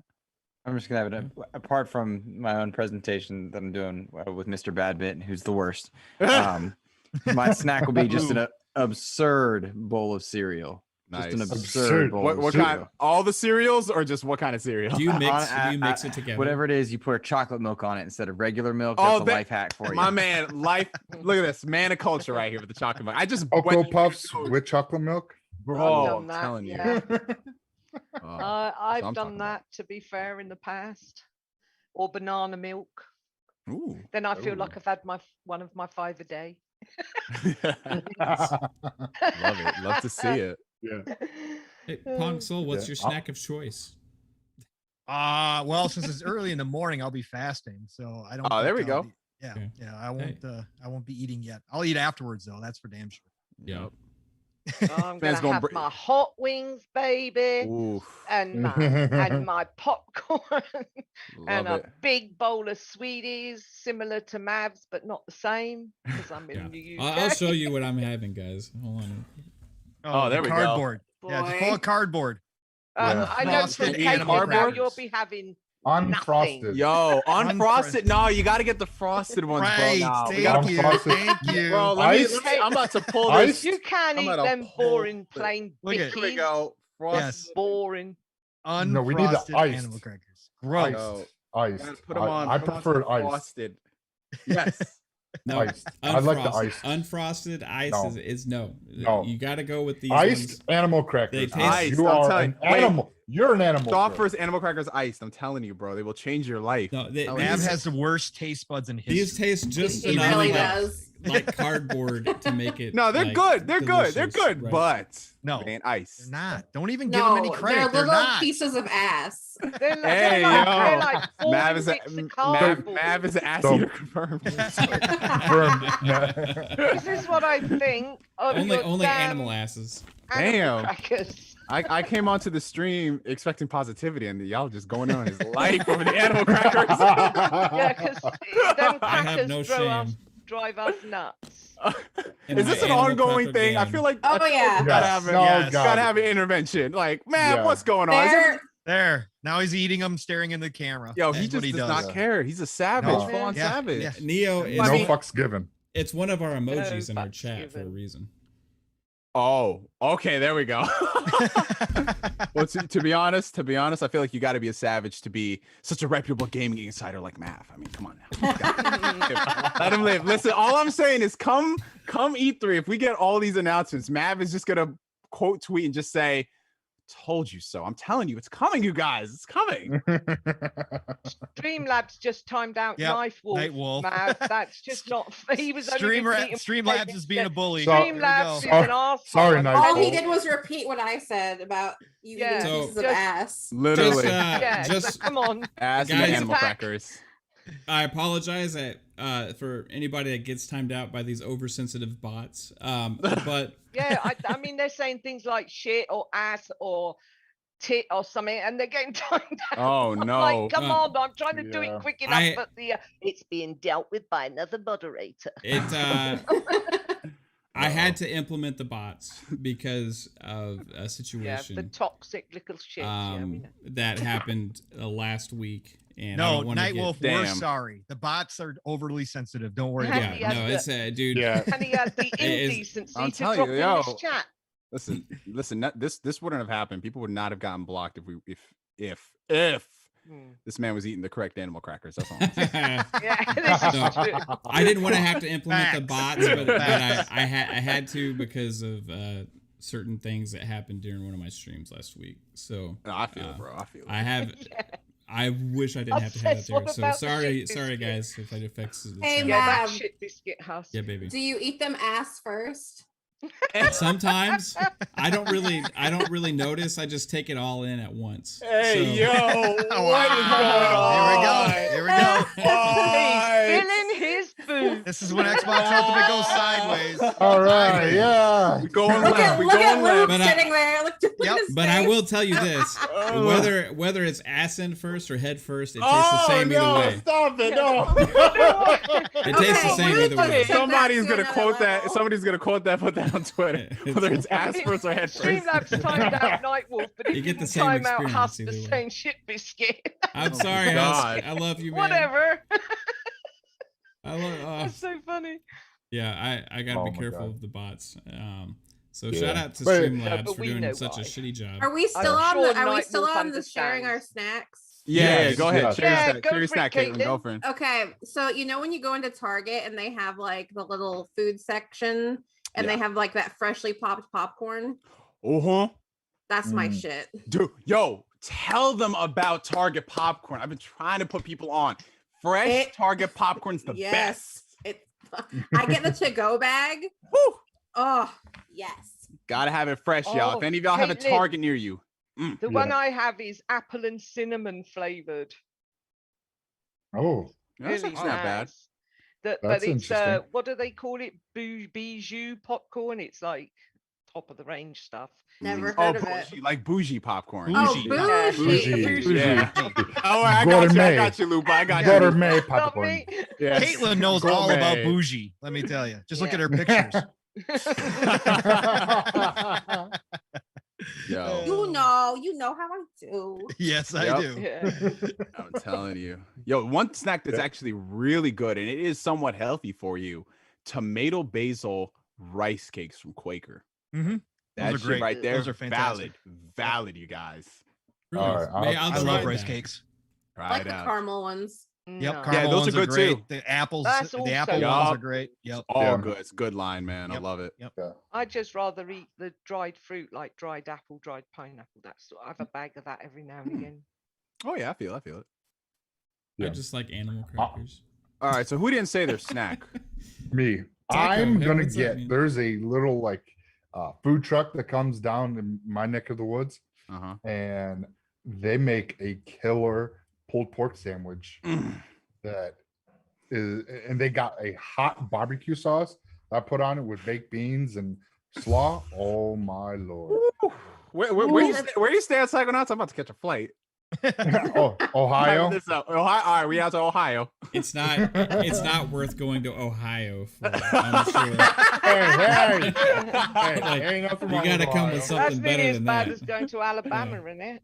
No offense to all you Ohioans out there. We gonna get all the Ohioans and all the Alabamians, Banians. I don't even know. We gonna get them all on the chat on the replay. They'll be like, "Hey, Yeah. Lady doesn't I even only know go where by Ohio what they is. not tell me because, like, somebody we know lives there. bro, they coming for y'all. They coming for y'all." Okay, Oh. so I forgot to ask this before we got sidetracked. All right, what are the odds? Battlefield 6 day one Game Pass. Oh, absolutely nailed 75%. on. Along with 75. Dying Light 2. Ooh. Yeah. Lupa's Light been calling the two. Dying Light 2 one. Oh, But man. you know which one I want? I want Battlefield 6 Day 1 Game Pass, but I want another can one see that. also that has been rumored, and that is Far Cry 6 Day 1 Game Pass. Wait, Well- so someone has got to catch me up to speed on this. Doesn't Ubisoft, if you subscribe to one of their tiers for the subscription, you Yeah, get that's their- actually Ubisoft Plus. what Ubisoft Yeah. Plus is. That's what's been confusing me about these rumors because Yeah. Ubisoft doesn't have like the tiers. I don't think anymore. I They don't do think now. They they just do came out now? with the tiers. Just came out. Yeah. Okay, Yep. so that's why they did that probably. Yep, because correct. they That's what I had said, yep. tiers, and then it like disappeared, and it was just Ubisoft Plus, and Oh, then okay. now I guess they're bringing it Yep, back. Yeah. they are. It's They've got gonna like be the new 4 or For 5 Honor tiers. stuff. Oh, really? Jesus. Yeah. So which Yeah. tier do we get for Game Pass Ultimate? You know, Well, that's what we don't I mean? know. They got a $5 one, they got a $7 one, they've got a $10 or $12 one, 10 and or then a 12, 15 yeah. and then a $15 one. What? So Yeah. what's It the? might be the same as EA because I know EA has similar things where you can at least play like the new Yeah. games for like I guess 10 hours or something. So if anything, we might get the mid-range tier, but I don't think they're going to give us like all. I mean, maybe if they want to be that baller and say, "Yo, we're going to give you this top Yeah. of the line," but I think it'll definitely be like middle. Maybe you'll get like their Yeah. whole back It's definitely catalog. not going to be day and date. Yeah, no, the That would be $5 insane. one is, I think, if I remember correctly, coming off the top of my head, anybody want to correct me, but I think the $5 one is 18 months and older games Yes. you get. Okay. The $7 one is 12 months and older games. No Yeah. DLC on either one of those. It's just the Mhm. base games. Yeah. And then like the $10 or $12 one is, I think, I want to say 6 months, Yeah. and you get, I think it's $12 the- 6 months, and you get DLC. DLC. And then the believe you are. $15 one is day and date. Okay. Yeah. So Everything. I think 7. We might get 7. yeah, Just going yeah, based on that's what I Game was thinking. Pass, 12 yeah. months. Yeah. Yeah, it's like EA. It's be the same thing because most Yeah. EA games EA go is in there like- after a year. Yep. I thought Yeah. EA Then they was want more you to like buy the 6 months or DLC. so. Makes them a bit more money. Because the sports Yeah. games don't take a year to hit Game Pass. No, the They- sports games are going in there sooner and sooner because they want Yeah. the microtransactions. And Right. I Yeah. knew Exactly. I could see that down Yeah. the road Yeah, me becoming too. Day maybe and a date, month yeah. to 3 or maybe day and date Yeah. because Yeah. with Yeah. with Mutt and all those kind of things, they want those things in there to get the And people. FIFA, Yeah. 'Cause the- Yeah. they want the ultimate card selling and all the Yes. microtransactions. That's so where they they- make the money. so They they'll make put more them money. in. off that, Yeah, that's Yeah. where they make their money. Put so that- they'll go in straight off, but games that like big games like Assassin's Creed and what have you, they won't be going in there day and date. No, they'll probably be, like Yeah. 6, 8 months down the road. Yeah, but Probably. sports games, I could see day and date because then this way, interaction with almost 30 million subscribers, and then hitting all those microtransactions, and because if you didn't buy the game, you're gonna spend some of that money Yeah. getting those, like with Madden and whatever with the soccer for FIFA and all that. So you can, I could see that happen with the sports game coming day and date. Hey, Mav, can I hijack the show for a second here? Real quick. Mav. Absolutely. Hey, Mav, you're muted. Oh, am I? Hello, can you hear Said me? yes. You were, yes. you were Okay. muted. Word. Oh, I'm sorry. You were, Hey, like, So I just got a question. I'm interested to hear everybody's thoughts. So do you see down the road with Game Pass getting to a point kind of like Amazon Prime does, where we got add-ons? So we get like base level stuff like EA Play base level. Let's say Mhm. the UB Play base level. But do you think you get to a point where we start seeing add-ons? So if we wanted to get day and date, Ubisoft, we could add it for, say an extra $5 a month, $10 a month. Do you think that's a possibility? Yes, Also like the 100%. Yeah, 100% I see that. yes. Yeah. Yeah. Now Yeah, I that don't was- like that because I'm sorry, Psycho, go ahead. Oh no, I was just gonna say I could see that happening, just because that if you want the day and date stuff from EA, day and date from Ubi, and or whatever subscription that they put in there, like Steam or something, putting those like tiered that you can add on, so you can get everything. I mean, it's so you can have the base model, 15, what where we're at now, and then you can add on like Ubisoft Plus and having their day and date and. It's like I think you're about to say. I mean, it's not ideal. Like as me, I wouldn't like that, but I mean, it's an option. Instead of increasing Game Pass, you can just add-ons a la carte that style.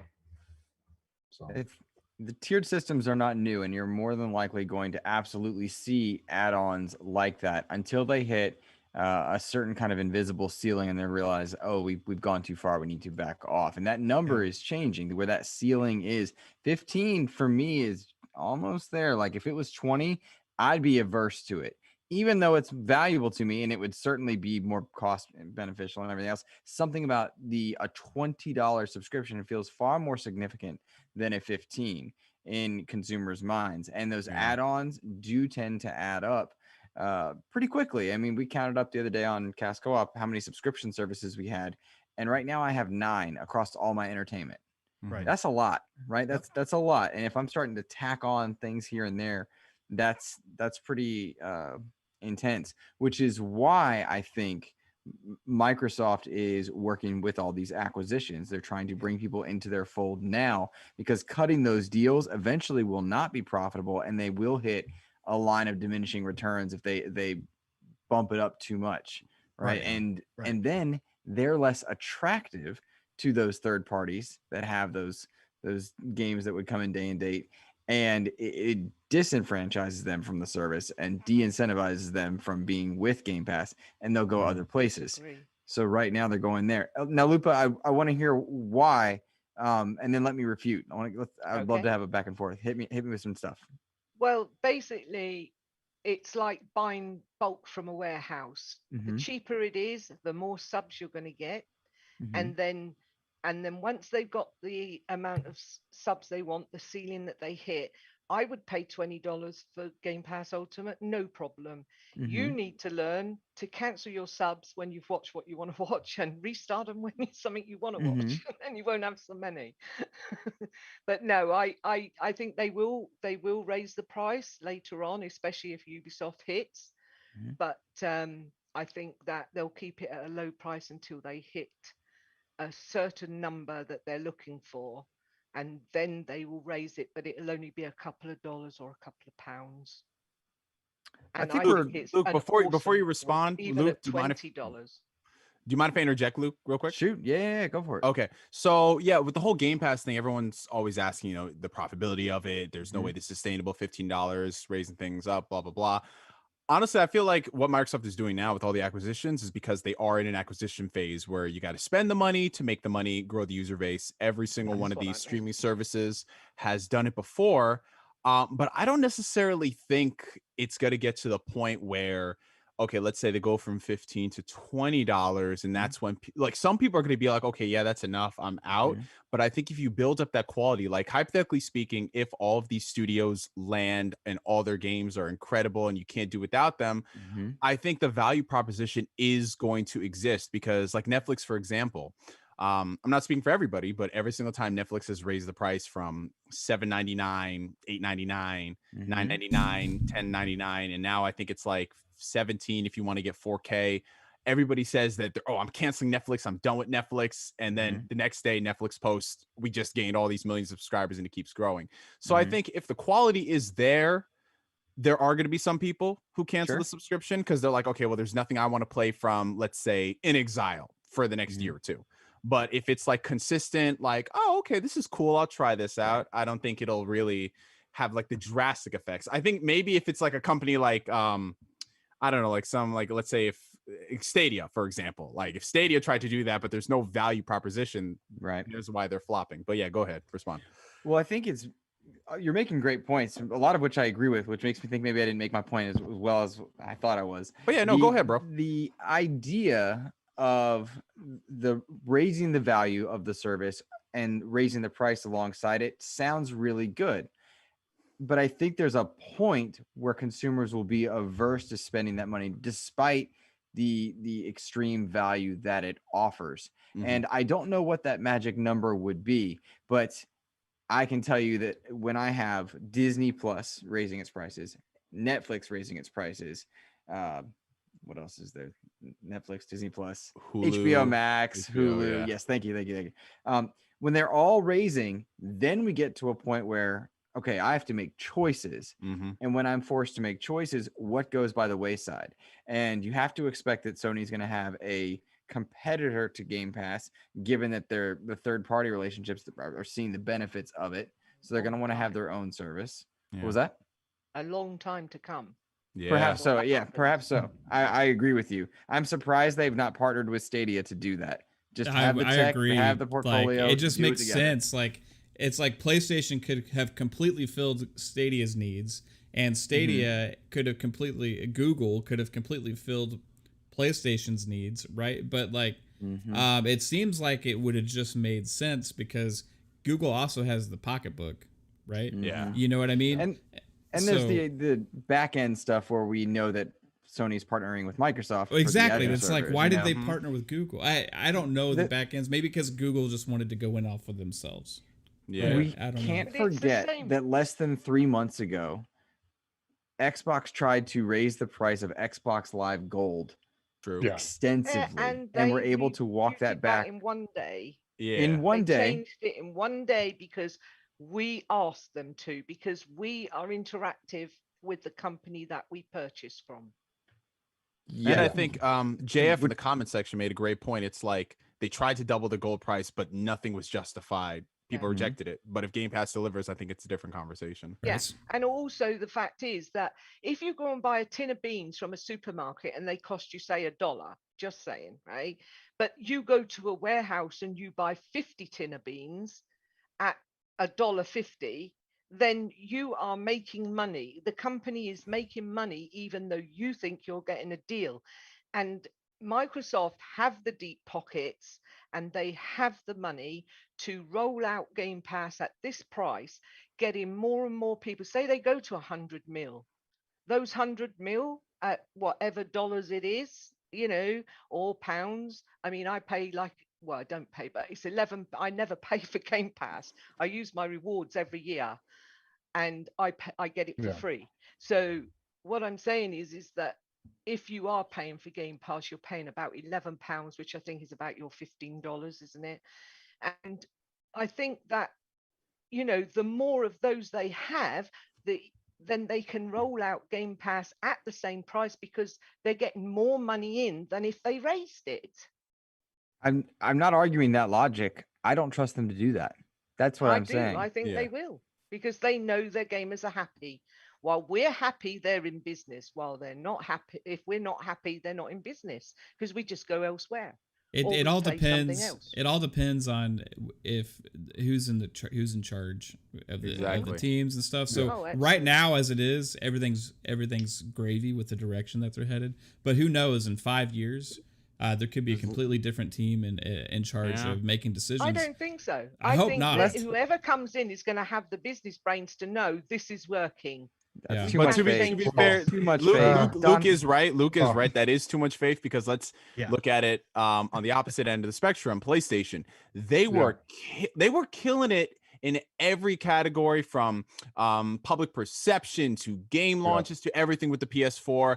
Everybody loved Sean Layden. Everybody loved Gio Corsi, all these guys. And in the matter of 2 years, all of these guys left the company. But they didn't take into account their consumers, the gamers themselves. And but Xbox also made that mistake as well. Yeah, Xbox made that mistake. Yeah, that's what I'm saying. They've learned from it. Yeah, hopefully so. How I really hope it matters to keep us in the loop.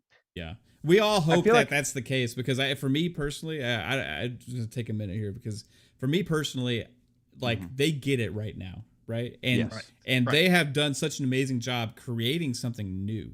Like we're all talking about this subscription service and comparing it to like other models of like Netflix and all that stuff, and Game Pass is a Netflix of gaming and everything, but really. This is new territory for anything. There's not a subscription service out there like Game Pass, period, right? So anything we're trying to speculate on about like, hey, where is this going to go like 3 years from now once they hit a certain milestone and they reach these numbers, we don't know, because it's uncharted territory. Right, like with Disney Plus, with HBO Max, with all these other things, Discovery Plus, and all these other things that are out there, we have that like Netflix model and everything to kind of compare to, and we're trying to like shoehorn a gaming subscription into comparing it to a movie TV subscription. But really, like the whole business of making games is completely different than the whole business of making movies and TV shows, because you have different costs, you have different production costs, you have different publishing companies that are making games for different platforms that are exclusive on different platforms and all these different things. So there's like a bunch of different scenarios that have to play out, right? So when we're trying to think about this, like, hey, what is that number? What is that they have to get to? Or like, what's the, are they going to raise the price on us? You know what I mean? If we compare it to like Netflix and those things, the thing that makes sense would be, okay, they're going to keep growing because the way they make their money is in the numbers of subscriptions, not in the dollar amount. But at some point, they will probably increase it by a few bucks at least. Now, when it gets to a certain point, though, because gaming is more expensive, period, like it took Netflix years to get to the price it's at now. Game Pass Ultimate's already $15, right? So when at some point where I think the detriment would be is not to the consumers that are diehards that are already invested. It would be potentially, if you hit that like $20 plus $25, new people that aren't really into gaming that much, or like, oh, there's this cool thing. They only play one game a year. You know, or like they play like Call of Duty, or they only play Madden.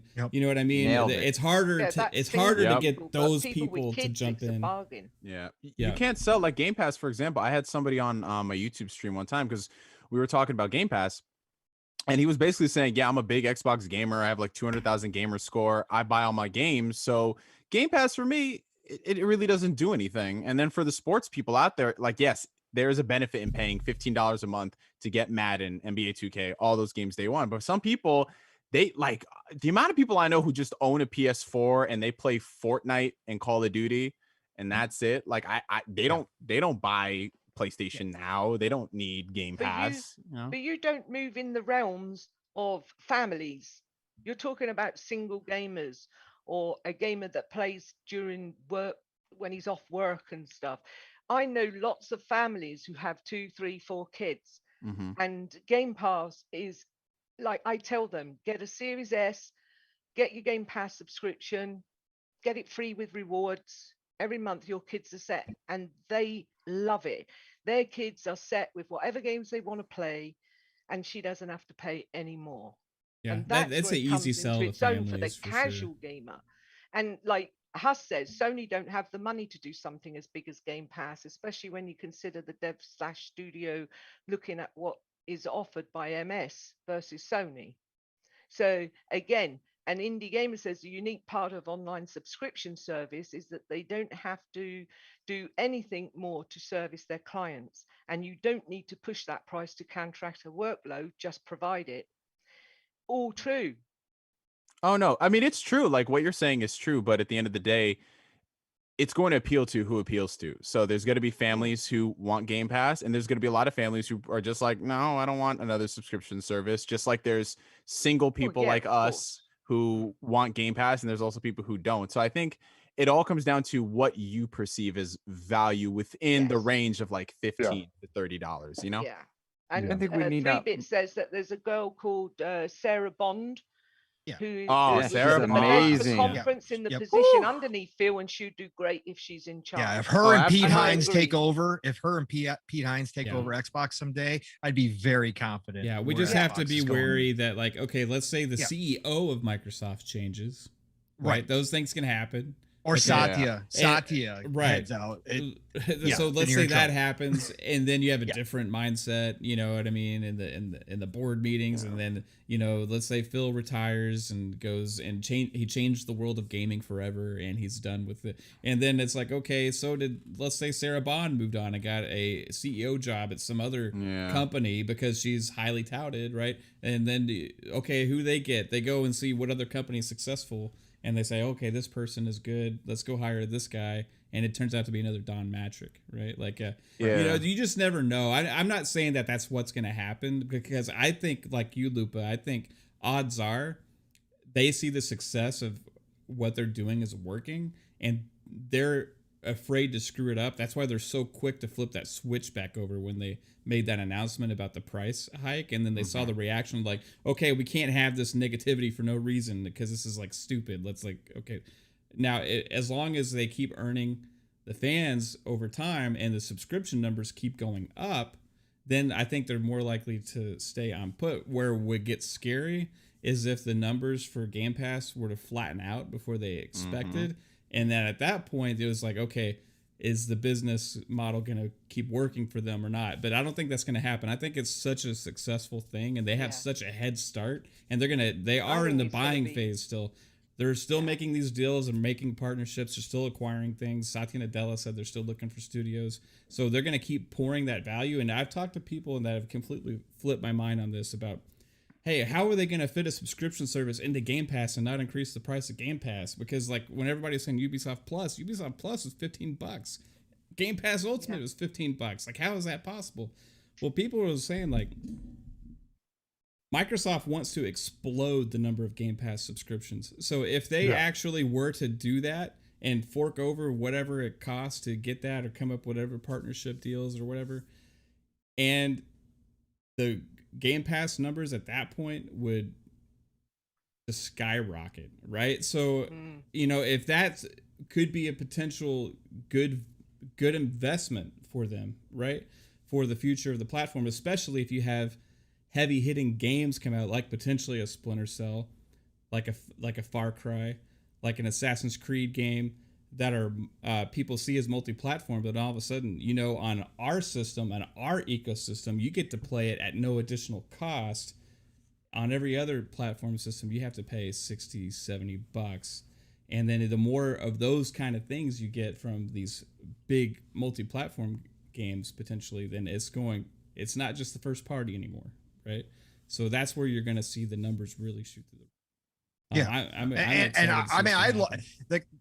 I love everybody's take. Thank you all for giving me your takes, because I wanted to hear this. This is a fantastic discussion, because what I see is kind of what Luke was talking about. Obviously, at some point you're going to hit a ceiling with how many people are going to join Game Pass, but whatever that ceiling is, whether it's 50 million, whether it's 100 million or whatever, for the current offerings, whatever that is, they've already have to have kind of the foresight to see that coming at some point. I just have a feeling that once they get to that point, then that gives them the flexibility to do other things. Now, we've already heard from them that they're going after 2 billion customers, right? And everybody says that's crazy, right? That's just that's fantasy talk. But if you're going to talk about getting into the mobile market, and we're going to talk about xCloud's future, like Luke was hinting at earlier, that's going to be a huge part of it. So what they're going to have then at that point is the flexibility, because you're going to have that solid base, right? That you're going to have that 50 to 100 million people. Let's just say it. I don't know what it is, but in that range that are paying, let's say $15 to $17 if they raise it a couple bucks. You've got that base. Now, how are you going to get up to the next level? Because now you're talking about the people that have all bought in.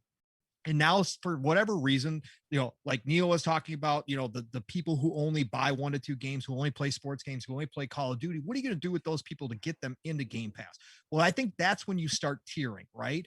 And you start curating different levels of Game Pass and offer those people who want to go that route an a la carte special. So if you could offer, let's say, a sports package, right, where people who only play sports games get day and date sports games at that point, do you then draw those people in who've been holding out? That sounds like cable TV. Correct. And you do get to that point, but I'm saying there is going to have to be something at a ceiling that if Microsoft's serious about moving into all these other markets, because you're not going to get people on mobile that want to play everything all the time, right? They're just not going to. They're going to have their specific games or their specific genres that they just like to play on their mobile phones. So what do you do at that point? You're going to have to give them some kind of offering so that they still buy into the Game Pass ecosystem and give you that monthly revenue, but you're going to have to curate and have that a la carte kind of style to get the rest of the numbers that you are looking for. And I think that if they get the base, whatever that is, again, that they are looking for, I think that flexibility comes into play, because then I think they're rolling in so much money. They can cut so many deals at that point because of the power that Game Pass offers devs, that I think that they will be able to say, hey, you guys just want to buy into like a sports game package? We're going to have that for you. It's going to cost you $7 a month, right? But you're going to get day and date sports games, right? Whatever the case may be, however they decide to work that, I think that's when you start seeing the a la carte specials. And I think that would be the tipping point when they actually are able to expand further out, because there is going to be a ceiling. There is going to be a topping out. I agree with you, Pong, but there's already a sort of a tier. You've got the basic Game Pass, correct, and then you've got Game Pass Ultimate, right, where you get everything, xCloud and correct, everything in there, EA Play and everything. And that's the one I think that Ubisoft are going to. And if they do raise it a couple of dollars, what's the big deal? A couple of dollars for all of that? It's huge. And Wandering Dutch says people only think a Game Pass subscription costs as the only Game Pass earner, but it isn't. They earn from every title, correct, add-ons, sales, and MTX, etc., all additional earnings. And that's absolutely correct, because that's the difference between Netflix and Game Pass, right? And Disney Plus and Game Pass is that there's so many different ways that people earn the money off of it with a game subscription. There's microtransactions, there's DLC, there's all that kind of stuff that comes into play that movies and TV shows just don't have. So that is absolutely 100% correct, Lupa. You are spot on with that. One thing I was thinking about. I just think go ahead. Just an amazing thing that Xbox it is. It is. Mm-hmm. Thanks, Neo. One thing I was thinking about though, because when I was trying to wrap my head originally around this whole, Ubisoft Plus is $15, Game Pass Ultimate is $15. I was thinking, them two for $15, it doesn't make sense. It's like impossible. But then I started thinking about this: how many people actually subscribe to Ubisoft Plus? I know 6. like one per 6. So like what I'm saying is they don't have to verified. When Xbox is dealing with Ubisoft, Christmas, round holiday time, as you call it. There's basically what I'm getting at is like when Xbox is dealing with Ubisoft and negotiate a deal like this, they're not having to replace the $15 per subscription. Yeah. They're basically having to show the value to Ubisoft of being in Game Pass and reaching all of those millions of gamers, as opposed to the measly few hundred. I don't know how many it is. I'm not gonna try and guess, but it's not a lot. Okay, guess how many people they have, because you're only having to supplant that cost, right? You're only having to replace that cost to Ubisoft of what they're losing out on that to get them into the ecosystem. And I think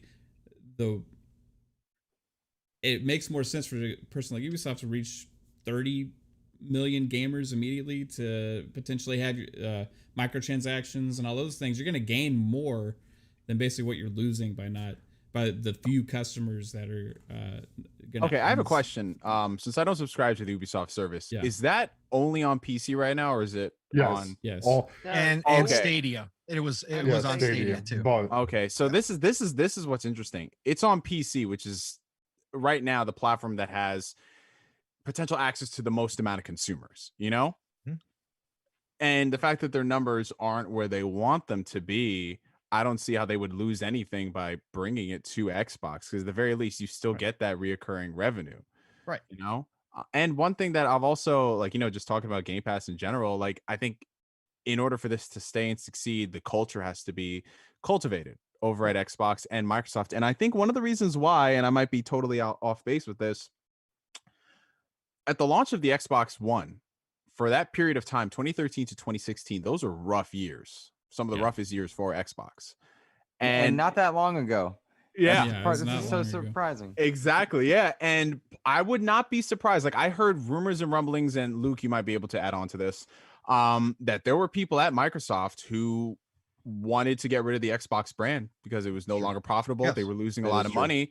And then what happened in I believe 2017, 2018, you guys can correct me. What launched in 2017, 2018 for Xbox that changed everything?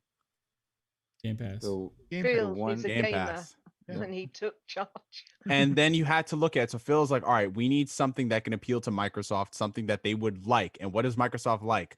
Reoccurring revenue. They love promoting Microsoft all these Office numbers. 365, right? Exactly. Like, and that was the Right. thing. That's what they do. Like, yeah, like for example, like I don't pay for one particular copy of Microsoft anything anymore. I just subscribe to it because I can have it on all my devices, and that's Yeah. easier. So to Mm. promote that as the future for Xbox probably is the reason why Satya Nadella was just like, all right, you guys have our full backing now. Here's $8 billion to go buy Bethesda. Like, I think they saw that and they're like, okay, we see this, we'll give a chance. For sure. And Satya Nadella is super happy about it right now because he's like, Oh, hey, yeah. we're like, Well, we're interested in buying more studios because he saw the reaction probably to everybody when we got Bethesda ZeniMax, on Xbox. So it's like, I think they're and that makes sense too. This is the other thing with Xbox and the way they're going with this, as far as like partnership deals and stuff like this. Okay, so once Xbox is already at they're at 25 studios, right? So once you start going above this, you're talking about management. Like, how do you deal with all of this, right? All of these different games, all these different teams, all these different companies that you got to work with, okay? And at that point, it makes more sense to acquire an actual publisher or make a partnership deal because they already have an operations, right? True. You're bringing in an umbrella that can self-sustain pretty much and handle themselves and you leave the culture kind of alone, right? You leave the devs alone. That's one of the reasons they've taken the approach, because they can't, with that many studios, actually just like make everything so streamlined and like turn everybody into Microsoft corporate stuff. It just doesn't work that way. Like, when you bring in all these things, it's easier and better for them to actually say, okay, Bethesda, you're handling Bethesda stuff, right? But Bethesda is part of Microsoft, but you're still Bethesda, right? Now that Bethesda's got 9 studios, so it wouldn't surprise me if Xbox, if they made an acquisition, if they potentially could put it under the Bethesda umbrella, because they would be in charge of managing that. And if you actually acquired different publishers down the line, that would be another branch, a subset, right? And this, they're not the first ones to do this kind of thing. Other publishers do this, like Take-Two does it with different divisions, like Private Division and all those kind of things. So I think it makes sense for Xbox to keep going down this road of going for the big tickets, right? And not necessarily only hunting for the small fish, because at that point you're having to micromanage everything. Yeah, like look at the But Embracer Group. They own like how Everything. many developers? Yeah, exactly. Yeah. They own everything, and for the most part, they own companies that own companies. And from what I understand, they're just running business as usual. Like, they'll be like, okay, here's extra funding, or maybe let's look into this. But it seems to be working out for them. Like, we're getting a pretty decent output, good remasters, and all that. I'm pretty sure Embracer Group has a 20% stake in my kidney right now. I'm pretty confident they own part of me, and I'm not sure. They might, bro. They're talking about buying some more things too. Another 10% is 10 cents. So be There you careful. go. Yeah. Oh yeah, that's true. Look at the money Ubisoft would make if they joined with Game Pass. Because they they get don't a make lot. the numbers that they want on their subscription service. Correct. And they have to manage it. And if it came into Game Pass, they wouldn't have to manage it. Microsoft would, or Xbox would, I should say. And they would make a lot more money if they were attached to Game Pass. Yeah, So they've that's seen why EA. I think it's They've- going to happen. Yeah, they've seen EA, and EA is more than exactly. happy right now. And And that subscription was nearly dead. right, correct. Like, we all had that big celebratory Titanfall 2 weekend for that reason, because everyone Yeah. could just download it. Yeah. Right. Exactly. So Look what I- happened to Division. I mean, Division's a Ubisoft game. Yeah. Right. Yeah. And then one minute it got a little bit of boost, and they fixed a couple of things. All of a sudden that game was back in play. Now they got Heartland, a free to play kind of games And of service coming out. The So Assassin's Creed games came to Game Pass, quite a lot of them, which also makes me hint towards that direction. Yeah. Well, I know Psychonauts has been chomping at the bit to get to this Fidelity FX stuff. He was all raging right, about it I can earlier. turn off my So mic. we don't got Yeah, a lot right. of time left. Everybody So. just hit mute. Everyone hit Time mute. for us to go for a cup of tea. Oh, Let Psycho gosh, do his shoot. tech talk. Let me just pour some tequila right quick. Yeah, let's get there. This is what Luke was waiting for. Yes, let's Yeah. go. All Go right, off, y'all. I know Luke's got a lot to say about this thing. So hey, I was just going to Psychonauts. say about Nightwolf because he said don't forget Ubisoft's Star Wars game. Oh yeah. Oh yeah, a massive. You know, Massive. hey, Yep. Division. I am One of the best excited. engines out there. I'm excited about this one. I'll say. Psychonauts, tell us about this new AMD technology, Fidelity FX. That is All right. So over the week, during the holiday, Ubisoft had like a little event type, showing off like future tech that's coming out for AMD. And one thing that jumped out to me because it pertains with Xbox consoles and they were talking mostly about Xbox is the Fidelity FX. It's an open source image quality toolkit for the devs, and right now it's only utilized with any RDNA architecture game. So if any companies are not on the RDNA architecture right now, it's not utilized, but they could change their engine and be able to utilize this. So like I said, it's an image quality toolkit. It has a lot of stuff. It has variable shading, denoiser. It has contrast adaptive sharpening, which is that's one of the cool things that I was looking at. Screen space reflections, ambient occlusion, downsampler, parallel sort, and HDR mapper. And the Xbox had been able to use some of the features of the Fidelity FX since April, and then in June they're going to be the full suite is going to be open to them for all these games that they have. There's total they have over 40 games, and not just Xbox, but 40 games total that are utilizing this Fidelity FX, and it's some really, really cool tech. Let's go with the Fidelity XF denoiser that allows for high quality ray tracing results without increasing the rays per pixel, and deep dives into the specific RDNA2 based optimizations that benefits both Xbox and the PC. So let's say with a game like Watch Dogs Legions. So with that game, ray traced looks amazing. They're able to dumb down, not utilize as much of the ray tracing pixels, and use the denoiser to look just as well. So it gives a high quality image with the denoiser. It's really cool, and they have these featured games right now that are using it.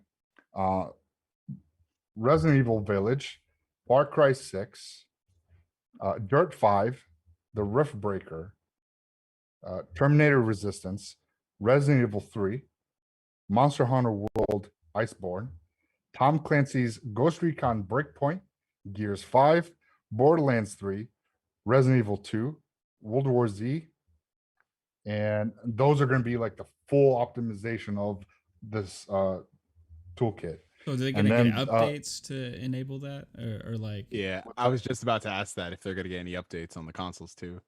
Yeah, so they're going to be since like I said, that they had some of these features back in April, so they've been working on them now.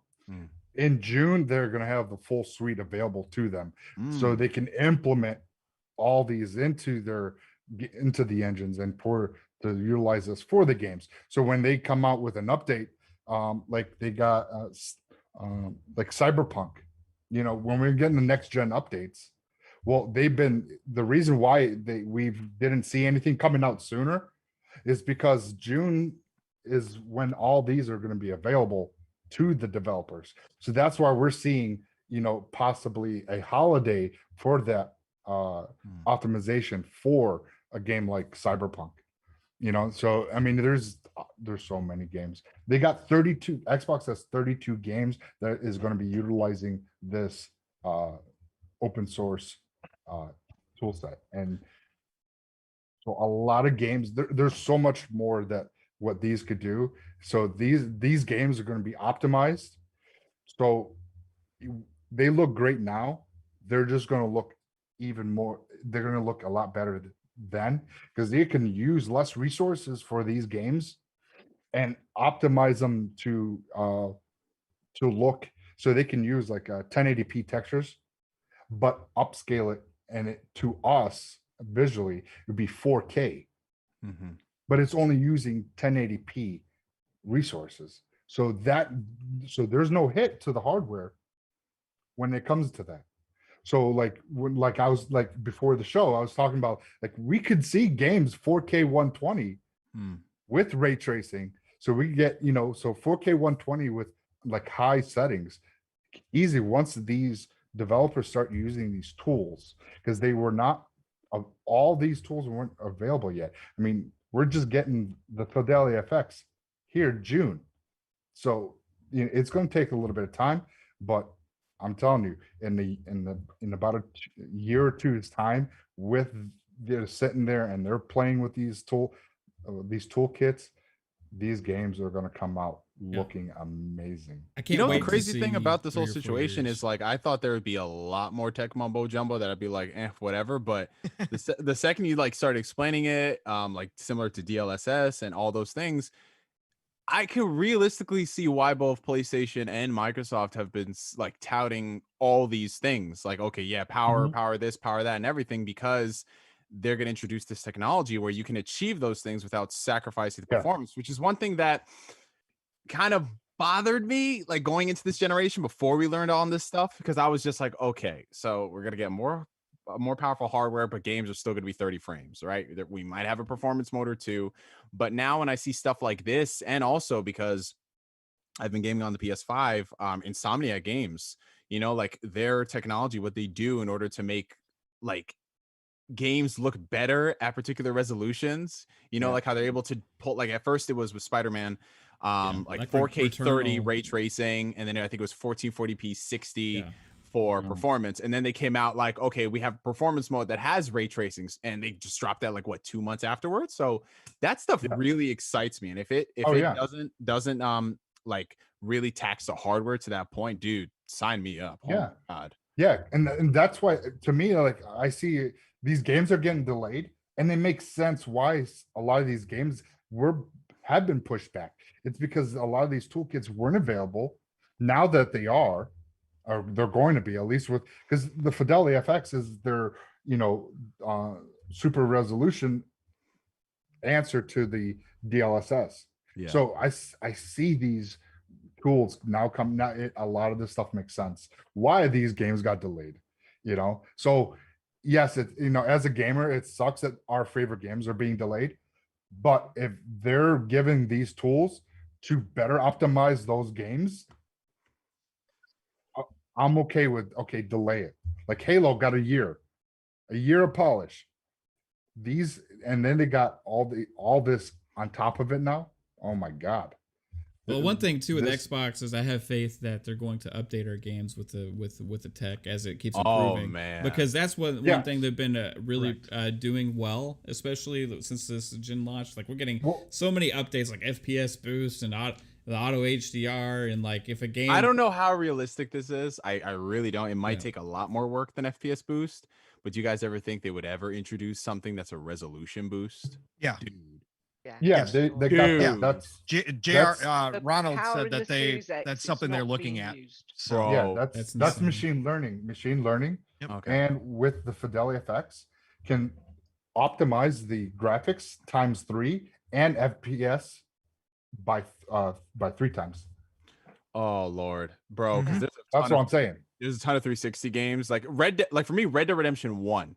I do not know how that game looks so good on the Series Yeah. X. Like, my God, bro, so good. Yeah. But you know, a lot of other 360 games aren't like that. But if they were to apply that technology, dude, oh my God. I mean, me and Mav, like when we were playing Halo last weekend, we're like, did this get an Did this get update a in boost? graphics? Yeah, It in was graphic weird. It boost. looked It really looks freaking awesome. good. 3-bit said the So- same thing too. Like it just randomly. Yeah, like different Which Halo conversations. was it? Master Chief Collection? No, we were Yes. playing Master Chief Yeah, Collection, and we were you just could see the playing cracks in multiplayer. the concrete, couldn't you, Matt? Yeah, there was Wow. like Yeah. we were just like playing multiplayer, and like I was like, this looks different than it did a couple weeks ago. Like what it looks Yeah. better. Damn. And then Yeah. later on, 3-bit did not even hear this conversation. He was not there yet. He was like, "Did this get an upgrade?" Like he just said the Yeah. same It was thing. that like, noticeable? It was noticeable Yeah. to him, and it was Wow. noticeable to me just So- visually in the map. But we play a lot of Halo, right? So Yeah, it may be yeah, more yeah. noticeable to us that play a lot of Halo. But it was Yeah. like they didn't announce anything with it. Yeah. But it was And visually that makes sense. 100%. Yeah, and that makes sense with the Fidelity FX. If they had this in April and we just played this last week and we noticed a difference, they could have implemented what they've already have used and learned I don't from. know. So you think they're shadow implementing stuff Yes. and not telling anybody? Not Trying I it think out? I think E3 they're gonna announce something Mhm. with Halo and all this new set of tools. Well, we know. I think with the well, with the never because mind. they had the game stack back in April. That's when some of these suites went live. It was back when that game stack went back in April 21st. That's when some of these were implemented with Xbox, and I believe that we will see something at E3. They're gonna have they'll have a probably like a tech talk, possibly with Jason Ronald coming out talking about, with Fidelity FX, this is what we're gonna do, and show us what they're doing in Halo Master Chief. Like we've already noticed, something was applied to it Interesting. because it was like we were like, dude, this game looks really freaking good now. Like, what did they do to it? So. Mhm.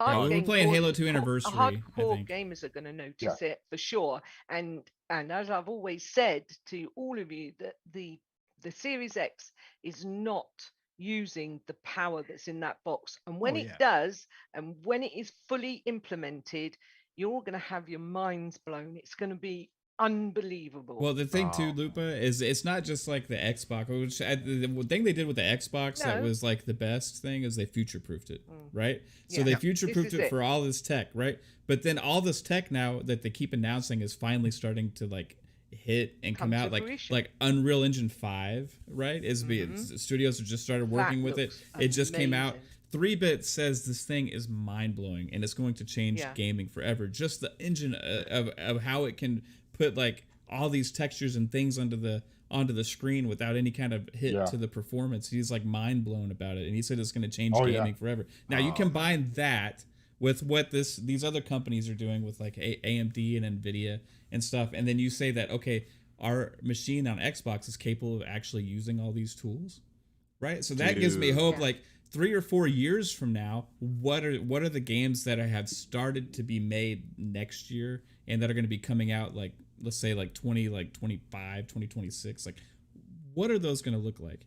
I personally can't even possibly imagine, but I know one thing: I'm going to get it on Game Pass. So hey, everybody, There you go.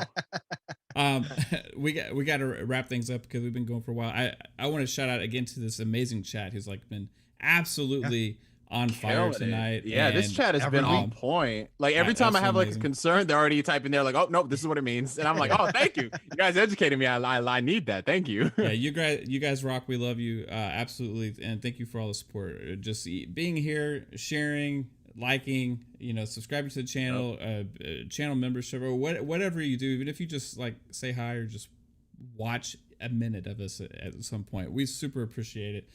Listen on audio platforms like Spotify, Google Podcasts, whatever. We super appreciate you. No matter what level of support you show, it just means the world to us. And dude, our amazing guest. Shout out to Mr. Badbit also, who stopped by and tormented Luke for a minute. He's like, no no gonna credit. do that. I plead innocence in setting that up. I plead innocence. Maybe a little guilty. So Luke, dude, thanks for hanging out with us tonight. I know the tech talk wasn't like super interesting, but hey, I think it's pretty awesome as well. But you are awesome, and super appreciate you hanging out with us. And tell everybody about Xbox Expansion Pass and everything you got going on. Oh, absolutely. And I appreciate you guys having me on. Like, to all of your points, the chat was amazing. Super cool to see that. You have such a great community there. It's fun hearing you guys talk about the tech. I like that stuff. It just takes me a while to process it. No, me too. I have to have it explained to me. Yeah, well, I mean, and that's the cool part is that you guys get it, and because of that, people like me learn it, and that's what's up. As far as the Xbox Expansion Pass, that is a weekly podcast discussing the ongoings of the Gamerverse pertaining to the Xbox ecosystem. So we'll discuss all things in the Gamerverse specific to Xbox and how it impacts that system there. I host it solo, which is a unique thing, I think, among Xbox podcasts, but I often feature guests and interviews from around the industry. You can find XEP on all your podcast services from iTunes to Spotify to even Pandora if you're 806. And then, of course, youtube.com/Xbox Expansion Pass as well. Hey, Luke, I got a question because when I started doing this, I did it solo, Sure. right? Yeah. So I had my first 15 episodes were just me. Mm-hmm.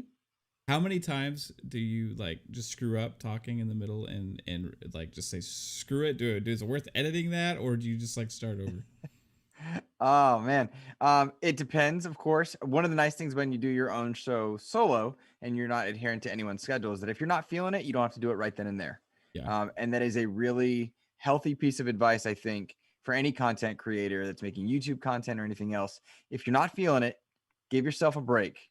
Give yourself a break, because burnout is the worst. And your hobby should not take away from your health or your profession or anything else. But to answer your question specifically, there are days where I will okay, all right, scroll back, delete. And then there are plenty of other times where really and truly I hit record and just go. And what you hear, there are some episodes start to finish, I don't stop once.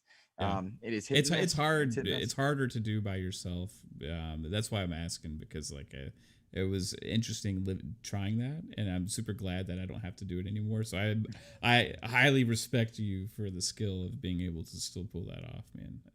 I appreciate it. And really and truly, to anybody in chat that's listening, anyone that's catching the show later on, if you give XCP a chance, and if it's not for you, there is no harm, no foul. And if you do find it and discover it and enjoy it, I hope you love it for as long as you do. I just appreciate the chance to get to hang out with you guys. It's awesome. And NeoGameSpark, thank you so much, dude. You were absolutely awesome tonight. So thanks for hanging out with us. You got like a couple different shows you do on your channel. Like you also do like Q&A and stuff. Tell everybody about all that stuff, so that in case somebody's not familiar with you, they can check you out. Yeah, of course. So if you guys do want to follow me, it's NeoGameSpark on everything. So NeoGameSpark's my YouTube channel. It's also my Twitter handle as well.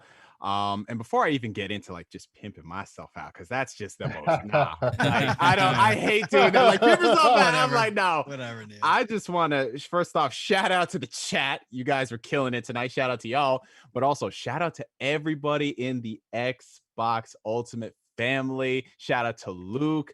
You guys, like, this is one thing, because I've been in the content creation game since like 2008.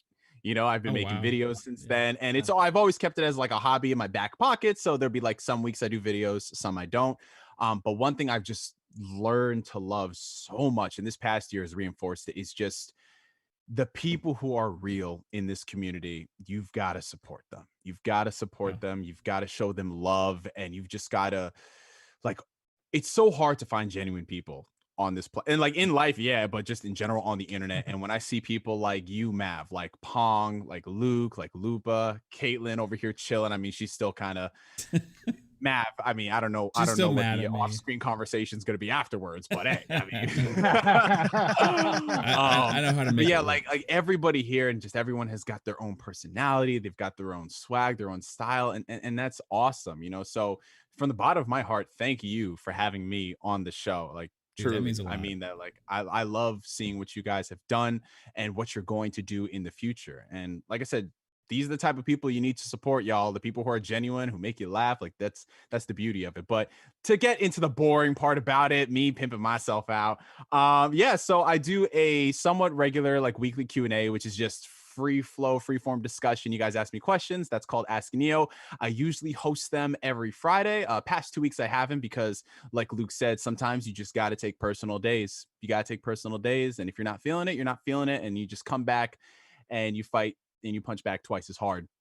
But yeah, you know, I post videos discussing things in the gaming industry, you know, little comedic things here and there.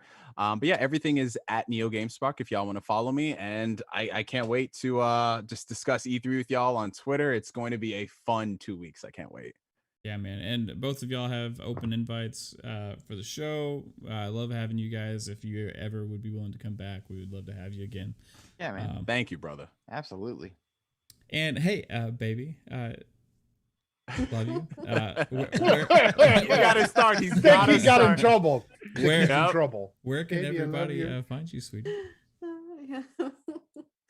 Mav, I just got that Fine. text. You do love your wife more than anything on earth. Oh, That is so yeah. nice of you Yeah, to look say. at that. Wow. Hey, thanks, bro.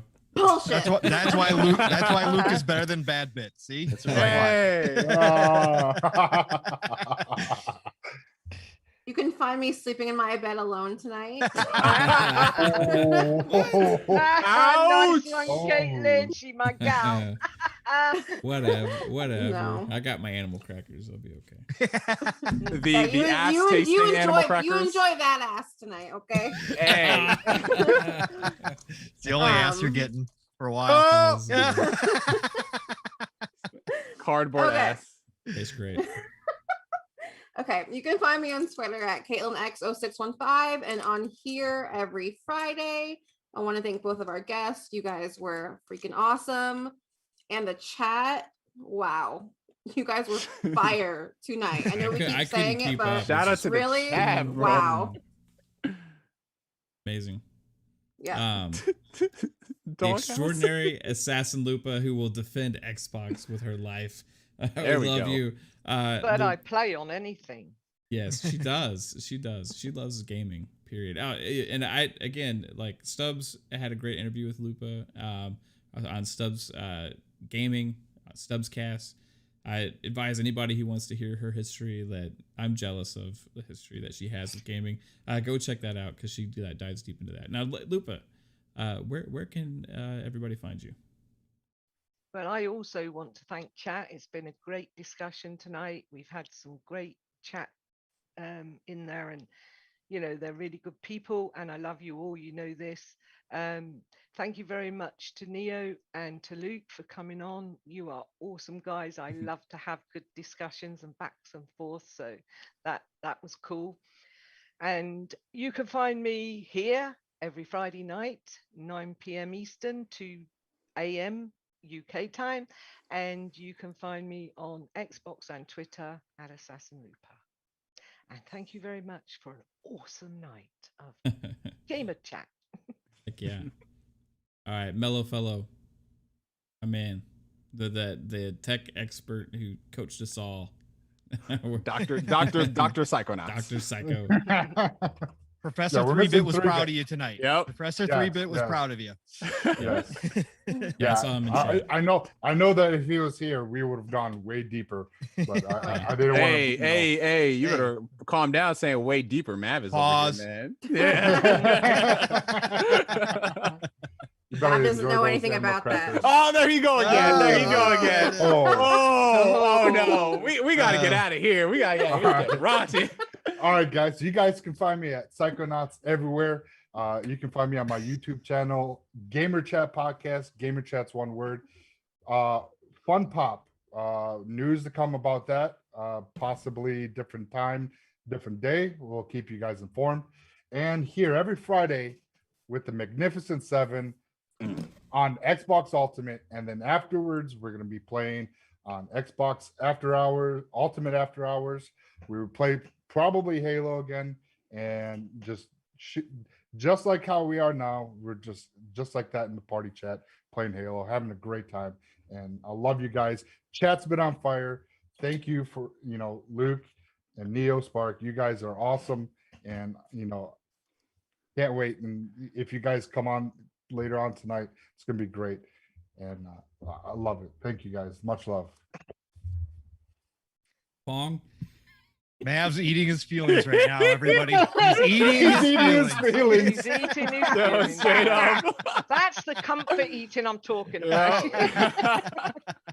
We see this too often, Mav. We're gonna have to talk later. Intervention, I'm telling you. I have That's right. lost myself in my animal crackers and forgot that I was. Yes, you streaming a have. time or two. We need Yes. we need you to go back to being the gaming insider, Mav. I don't like the animal crackers, Mav. I don't like it. 1,000%, guys. I'm telling you, I will bet my life on it. There are going to be new game announcements. God. Such an insider. I don't know. Boom. Look out, Jeff Grubb. He's coming for you. Yeah, right. Come and see me. Hey, Can we get a finger smell? I just want to say on behalf of Xbox Thank you. Ultimate, the views and opinions reflected by one Mav do not reflect the rest of the panel and what they may say for anybody writing articles. Thank you for Don't the worry. disclaimer. Don't Thank worry, I you, got Jeff. you guys. I got you. Appreciate it. Guys, what a great show. Xbox Ultimate fam, always, man, this is the best place to be Friday nights. I absolutely love you all. Thank you again. This was a great show. Neo, Luke, amazing stuff, guys. Really, really, really great to have you on. Just phenomenal from both of you. I love both of what you do. Keep going. Much success to much continued success to both of you. And really would love to have you guys back. So great show. Thank you. Chat, everybody's already said it, but you already know, man, you guys just one of the best chats around ever. In all the podcasts I'm on, you guys are always here each and every week, and we got some of the best people there. So love you all. And otherwise, you guys can find me Pong Soul everywhere, Xbox, Twitter, you know the drill. Tomorrow morning, that's right, get your sleep in, because Steel Rain and I are coming for you. You know how this works. Living split screen, 10 a.m. Eastern, 9 o'clock Central Time, 3 p.m. UK time. We are going to wake your butts up. If you're in the UK, we're going to keep your afternoon going, so drop on over. We're approaching 200 on the subs. Unlike Neil, I will pimp myself up. We're getting there, all right? We are getting there. So I'm going to pimp out, okay? So come see us, please. Living split screen, all one word. Just drop by. We talk about the entire industry. We're not centric in any way. So Steele and I are always ready every morning. So come over and check us there. Otherwise, tomorrow night, the Shot Podcast with PTK Blam, Fuzzy Belvedere, who is in our chat every week. Fuzzy, great to see you, man. Centurion and Staggerilla. That starts at 9 p.m. Eastern, 8 o'clock Central Time. PTK has been doing this for 5 years, man. It's a great show. Come by. It's a short show. We always have great guests on. PTK has been killing it just like Mav has been. So come over, see what we're doing there. And then otherwise, Tuesdays, back at it again. Xbox Factor Podcast with Boom, Mr. Boomstick, of course, and Zemi Games. That starts at 12 p.m. Eastern and 11 o'clock Central. I paused there because I got to say this week I'm not going to be there on Tuesday. Real life work sucks. So I got to take this Tuesday off. I don't know for sure if Boom's going to still have the show. I believe he is. Mav may be there. We don't know. But anyways, most weeks you will always find me on Xbox Factor Podcast. But again, guys, love you all. Thank you so much. This was a great Friday night, and I can't wait to do it again next week. E3 is coming. The golden age of gaming is here. Play what you love what you play, and we will definitely see you guys all soon. all right, guys, that's it. Hey, check out Indie Gamers Show tomorrow morning. Yeah, Really Collective. Thanks, Mav. I messed up and forgot to say that. Yeah, no, I just remember, I just popped back in my head. Guerrilla Collective tomorrow morning, and then 3:30 p.m. That means it's a 2-tab morning, people. You got to have indie up and you got to have living split screen up. Okay. Yeah. And then- that's all I'm going to say. 2-tab morning. There you go. I know. No, Steele and I are expecting about 5 viewers tomorrow. So. and tomorrow night I will also be on Scumcast. So There we go. Oh, Yes. nice. Just All right. Nice. Oh. I did not know that. you're gonna be there No. with Luca. So Sneak looking that forward in. to it. Hey, everybody, thanks again, chat. You're amazing. Until next time. Next week, we're on like E3 Eve next week, right? It's like we're gonna be on the midst. It's gonna be our E3 special show. Kate's gonna make us a special overlay and stuff. So we're gonna have fun, and we're gonna be awesome. celebrating because hey, we're gamers, and that's what we Why do. not? Everybody, have a great one. Bye. Catch Bye, you guys. later, Bye, everybody. guys. Peace out, y'all.